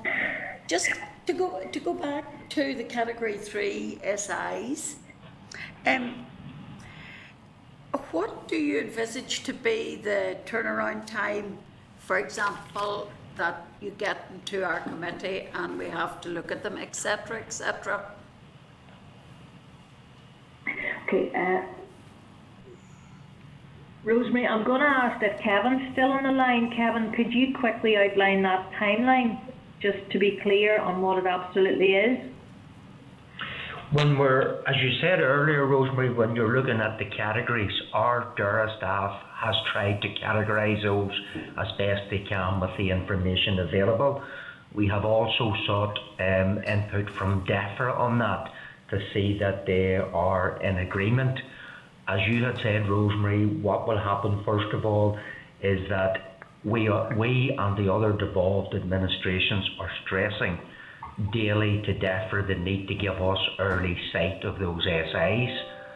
Whenever we get sight of those SIs, our policy and legal teams will have to go through them and draw conclusions on those, and then that enables us to advise the Minister. The key thing around laying dates, which we will do, which you had said earlier, is we have to go through a process now of identifying the individual laying date for each SI and then work back through those stages. And I think we just need a wee bit of time to do that. But as soon as we get that, we can share it. Right. So you don't have anything like a 7-day deadline or anything like that for the category 3s? I think I can't promise, Rosemary, that we won't have, but we will strive to give the committee as long as we possibly can to do that. And I know that that is an issue of concern for both the Scottish Assembly and the Welsh Assembly as well, how long they will have to scrutinise the category 3 SIs. Yeah, and that'll be 7 working days, I presume. I presume so, yes. Yeah. Now you then spoke. Just at the very end. You talked about we may have to have an even more reduced timetable. Scrutinise. What would you envisage then our timeline to be? Again, if those category 3s again. Okay, well, I think what I would be asking, perhaps, and I know I've already mentioned this in discussions with the clerk, we may ask the committee to meet additional times in order to do that, in order to meet the requirements. We would strive as far as possible to give the committee as long as we can, but the impact on the committee may be that we'd be asking you to hold a few additional meetings in order to work your way through these.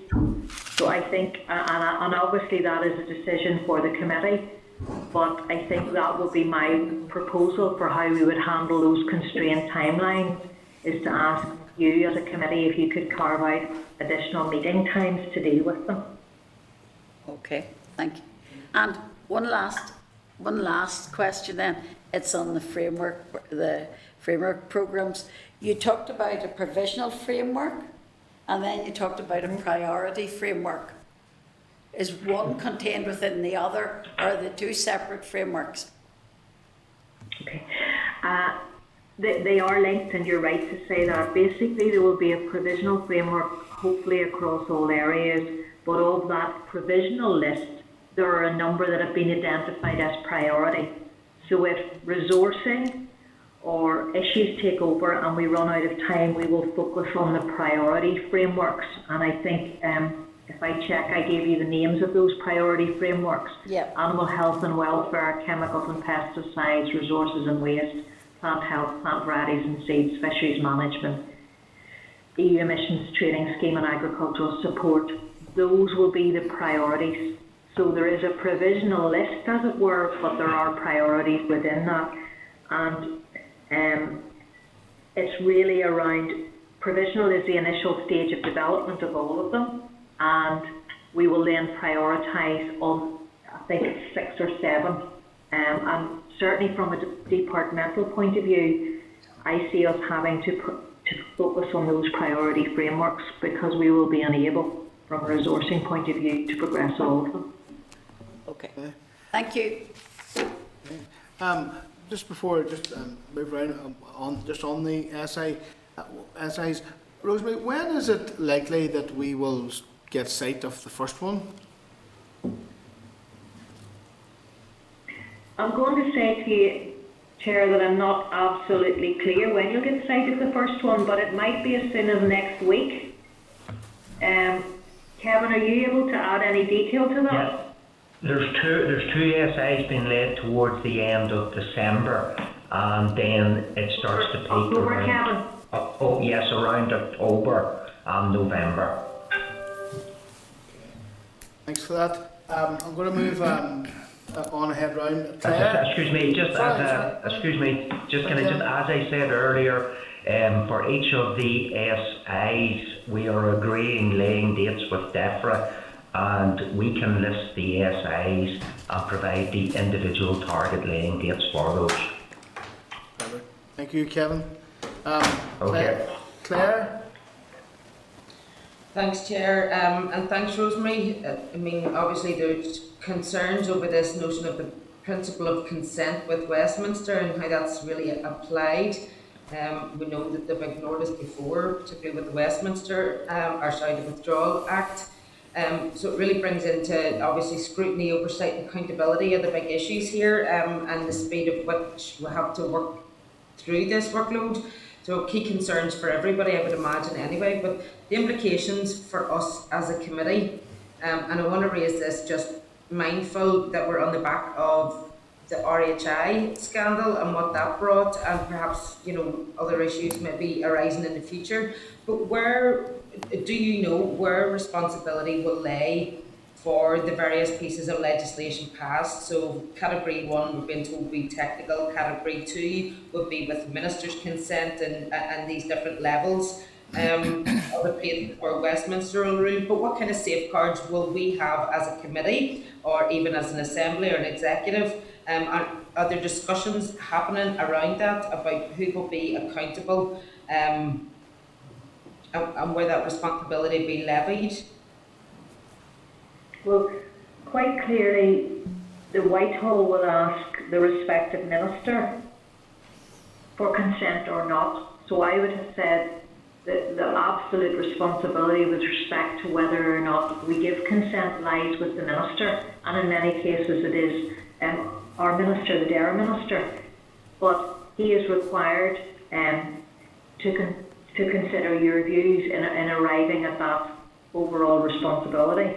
Now, the absolute responsibility rests with the Deaf and Apprentice, because these are UK SIs, they are not Northern Ireland SIs, but the overall responsibility for giving consent to them rests with the Dara minister.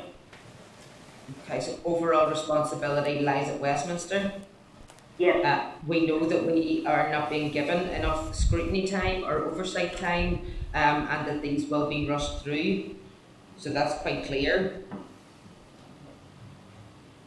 Can I then maybe ask about the frameworks and the potential? So I know that this committee and the department have a lot of the UK frameworks to be looking at. Is there discussions going on at all about island-wide frameworks, sort of north-south frameworks? Not at this stage, Claire, but obviously you'll be aware, you know, there's an all-island animal health and welfare strategy, etc. Not, and I would say not at this stage. The purpose of the framework discussion is to look at how the 4 regions of the UK would operate once we leave the EU, to ensure that we can manage any disputes or etc. So it's around any repatriated powers that come from the EU back to the UK. So at the minute the work is only ongoing around UK frameworks, and we're not looking at all island ones as part of this exercise, but that doesn't mean they are still not important moving forward, particularly, and I highlight the animal health and welfare one, which is an all-island strategy, given the need to protect biosecurity on the island. Thank you. Just a last one maybe then, and again, looking at those common frameworks and what our priorities and concerns have been raised with us as a committee then about environment and sustainability and various issues not being included, and that they are low down the department's list of priorities. So for example, birds and habitats directives are a low priority, but yet we know that we're not in good shape currently. So that raises concerns for me, but I was going to ask, did the department, you're saying that that priority list has been agreed by the executive and the ministers. Did the department have any input into that? And have you got concerns then that our environment and habitats and biodiversity are low level? To take your questions each in turn, the prioritised list, first of all, was agreed across the UK, and the main reason for the areas that are prioritised is there's an influence on trade, there's a trade link, there's a link to trade, and an absolute day 1 criticality, or day 2 or day 10 or day 30 criticality around trade. It's recognised that we need to progress as many frameworks as possible in the timeline, and there are a number of environmental frameworks, as you'll see on the list, and that will be in the papers that we have provided to you. But they have not been prioritised as the critical priority ones at this stage, but there's a very much a recognition that they need to be progressed, and if they can be progressed in the time available at the same rate as the priority ones, they should be. This was agreed at ministerial level across the board administrations with our Minister, the Deputy Secretary of State, the Scottish and the Welsh Ministers. The prioritisation was then agreed through Cabinet Office and then was signed off at Northern Ireland executive level. So whilst we have had some input into it, this has been through a number of different sort of approval mechanisms to reach that priority list, and it was, as I said, agreed by the Northern Ireland executive. So I suppose, Claire, I recognise your point, but we are where we are, and I think the critical thing is that we do progress all of those environmental related frameworks as quickly as possible, either in parallel with the priority ones or as soon as possible thereafter. So for those that are rated by the department as low priority, have you got any indication of how long and what a time frame for progressing those would be, or is that just not something you can give me at the minute? I can't give you that at the minute, Claire. That is something we're actually trying to work our way through in order to provide to Stella and her team, because Stella has asked us for that type of information. So we're trying to work through that. So I'll take it to provide to you, but it may not be provided in the next week or 10 days because it's taken us quite some time to work through that, because we have to work with the other administrations as well. Okay, thank you. Right, thank you. So Rosemary, just before move around here, just something I noted previously when we gone through the papers. Is it the case that Scotland has procedures whereby they can scrutinise the SI, but that's not something that we would have necessarily here? Is that correct, or what procedures does Scotland have?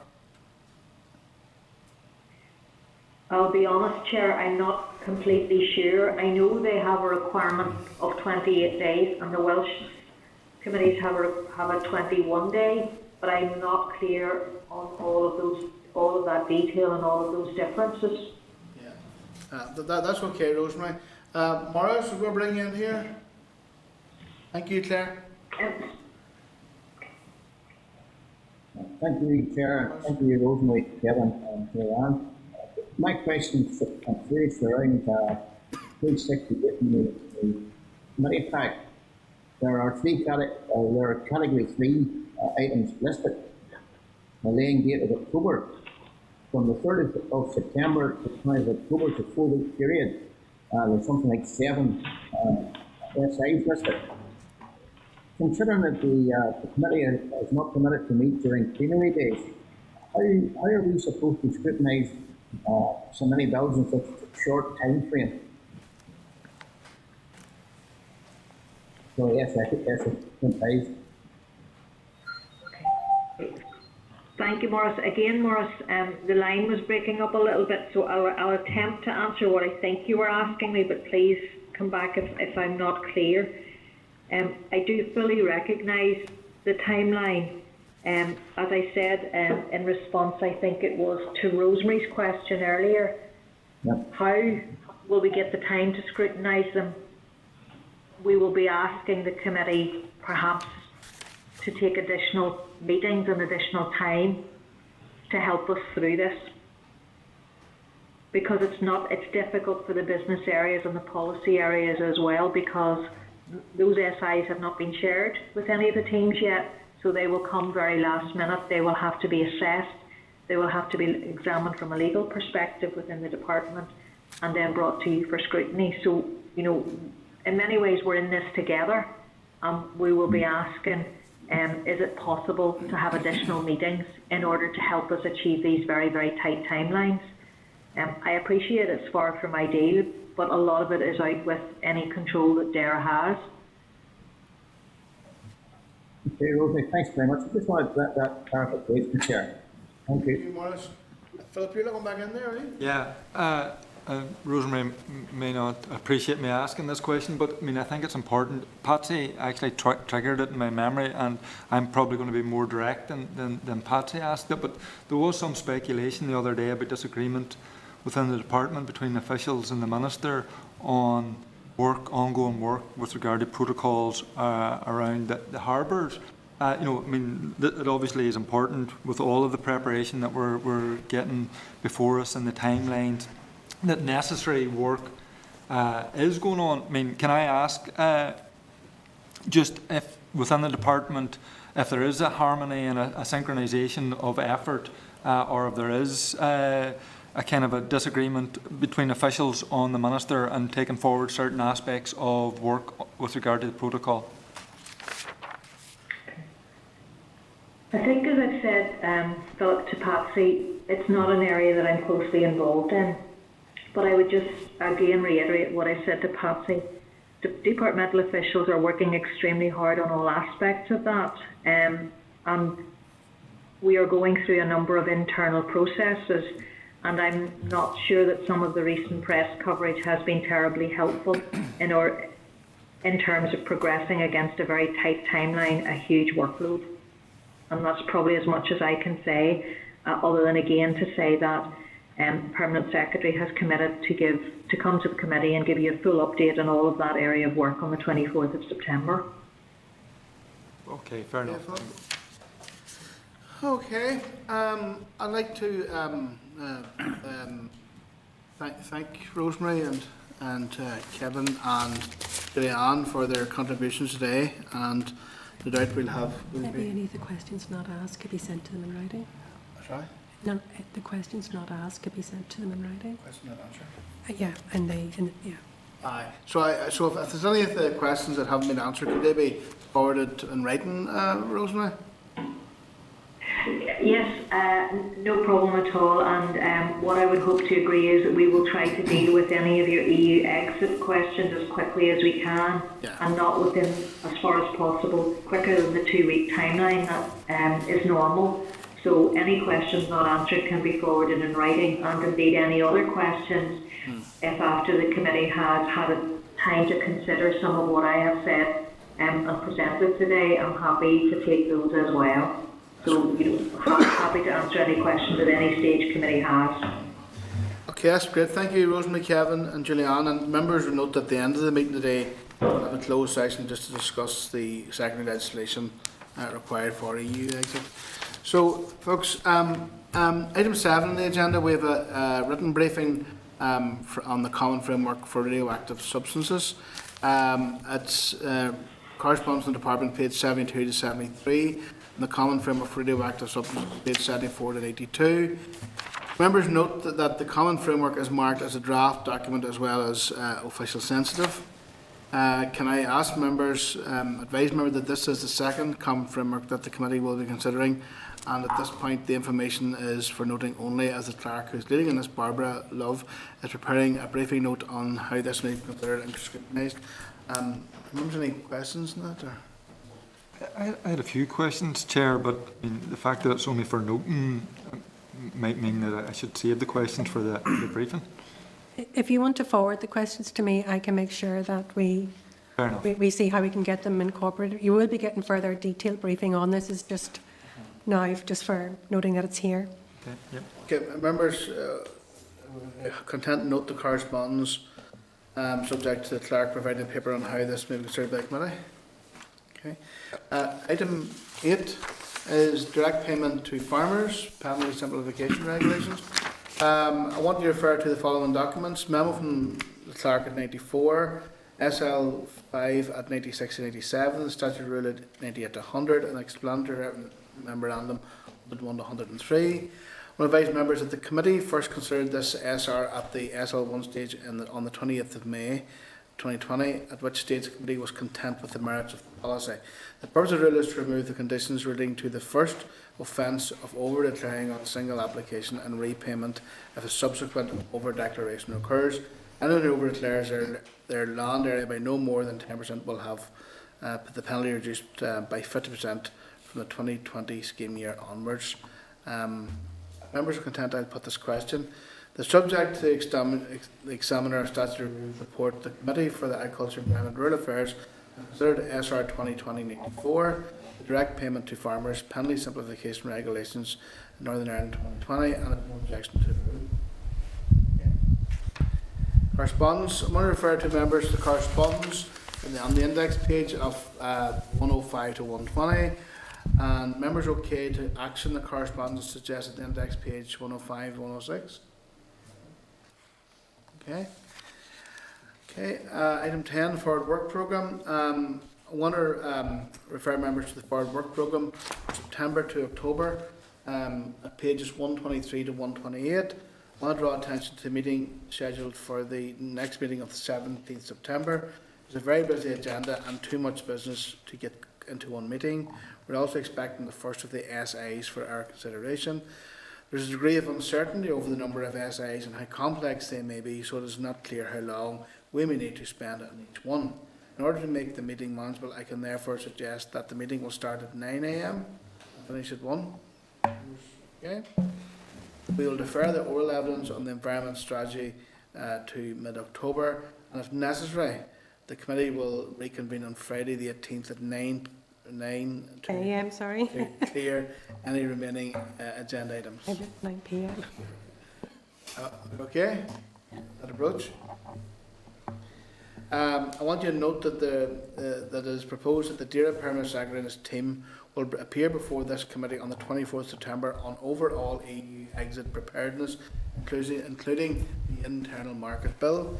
Given that there will be some uncertainty around the timing of the SIs and the SL1s and SRs, as well as the various common frameworks coming to the committee, I ask members to note that moving forward in October, there may be substantial changes to the forward work programme as presented here today. Okay, the forward work programme? Yep. Work of fiction. I was going to suggest members maybe to allow the witnesses to actually come when the PermSec comes to the committee, that we see if the committee who's in the chamber on Thursday morning would, in the Senate chamber, would swap with us, so you could have the witnesses in front of you rather than by Starley. Would you be? It's up to that other committee to agree it, but if they would be happy with that. Yeah. Okay, yes, Stella. So, any other business? Claire has indicated that she has an item of business which she wishes to raise regarding the water framework lake quality update, which shows dramatic deterioration in lake qualities and lake water quality. Claire, do you want to come in there? Thanks, Chair. Yes, it was a report then that was produced by the department. I think it was 2 weeks ago now, but showed a serious and alarming decline in our lake water quality, and I'm just wondering if we could get some sort of update from the department on that. I think there's issues around, their sampling process there, where they are not sampling as much as they used to, or as frequently either. And just to get a bit of clarity, I understand that our work programme is really, really hectic, so I'm not calling for an oral briefing or whatever, but maybe a written explanation as to what they're going to do to rectify this. What are their plans? And given that our water framework directive is a low priority on their list, I think that we should be concerned about this. John wants in here. Okay, Claire, we're content to that. Yeah. Okay, Philip, you're. Yeah, I noted from questions to the Minister the other day from one of my colleagues, Emma Sheeran, and also from Patsy, to the Minister about support for fishermen in Lough Neagh, that the Minister had said that there was a package. I think he had said 250,000, but the department were working on it. I mean, I would think that the committee would think that that was important, and that they would urge the Minister to progress that very quickly, but it also might be useful that we get some kind of either briefing, written or oral from the officials on that work. Okay. Can I add one more, Chair? Go for it. It's just in light of that announcement that came from the Minister this morning, just before we came into committee, when he has announced that he will be removing the greening requirements from the farm payments. Can we write to him and ask when he will be announcing what he plans to replace that with? Yeah, and that'll also be in the pack next week, Claire. Okay. Next week. Okay, no problem with that. John? Very, very quick one, Chair. to tag on to the point Claire raised there on water quality at lakes. I learned recently through correspondence at constituency level that water quality wasn't being tested in Lough Neagh, for example, while of course we all know it's regularly checked at beaches and other places for blue flag status and other things. Difficulty with this is, of course, that we are encouraging increased use of our inland lakes and waterways, and for that reason, if we're encouraging increased public use, and no one disputes that we should therefore be paying increased attention to the quality of water that people are bathing or using for recreation. Okay. So that's the AOB dealt with. The date and time of the next meeting will take place on the 17th of September at the earlier of time of 9 AM in room 30 here. And I'm going to move now to the closed section. Yes. So we're just moving into closed session. I can't remember, do I turn that off or not? I do, don't I? Turn this off, don't I? But the members stay in the room. The Northern Ireland Assembly Committee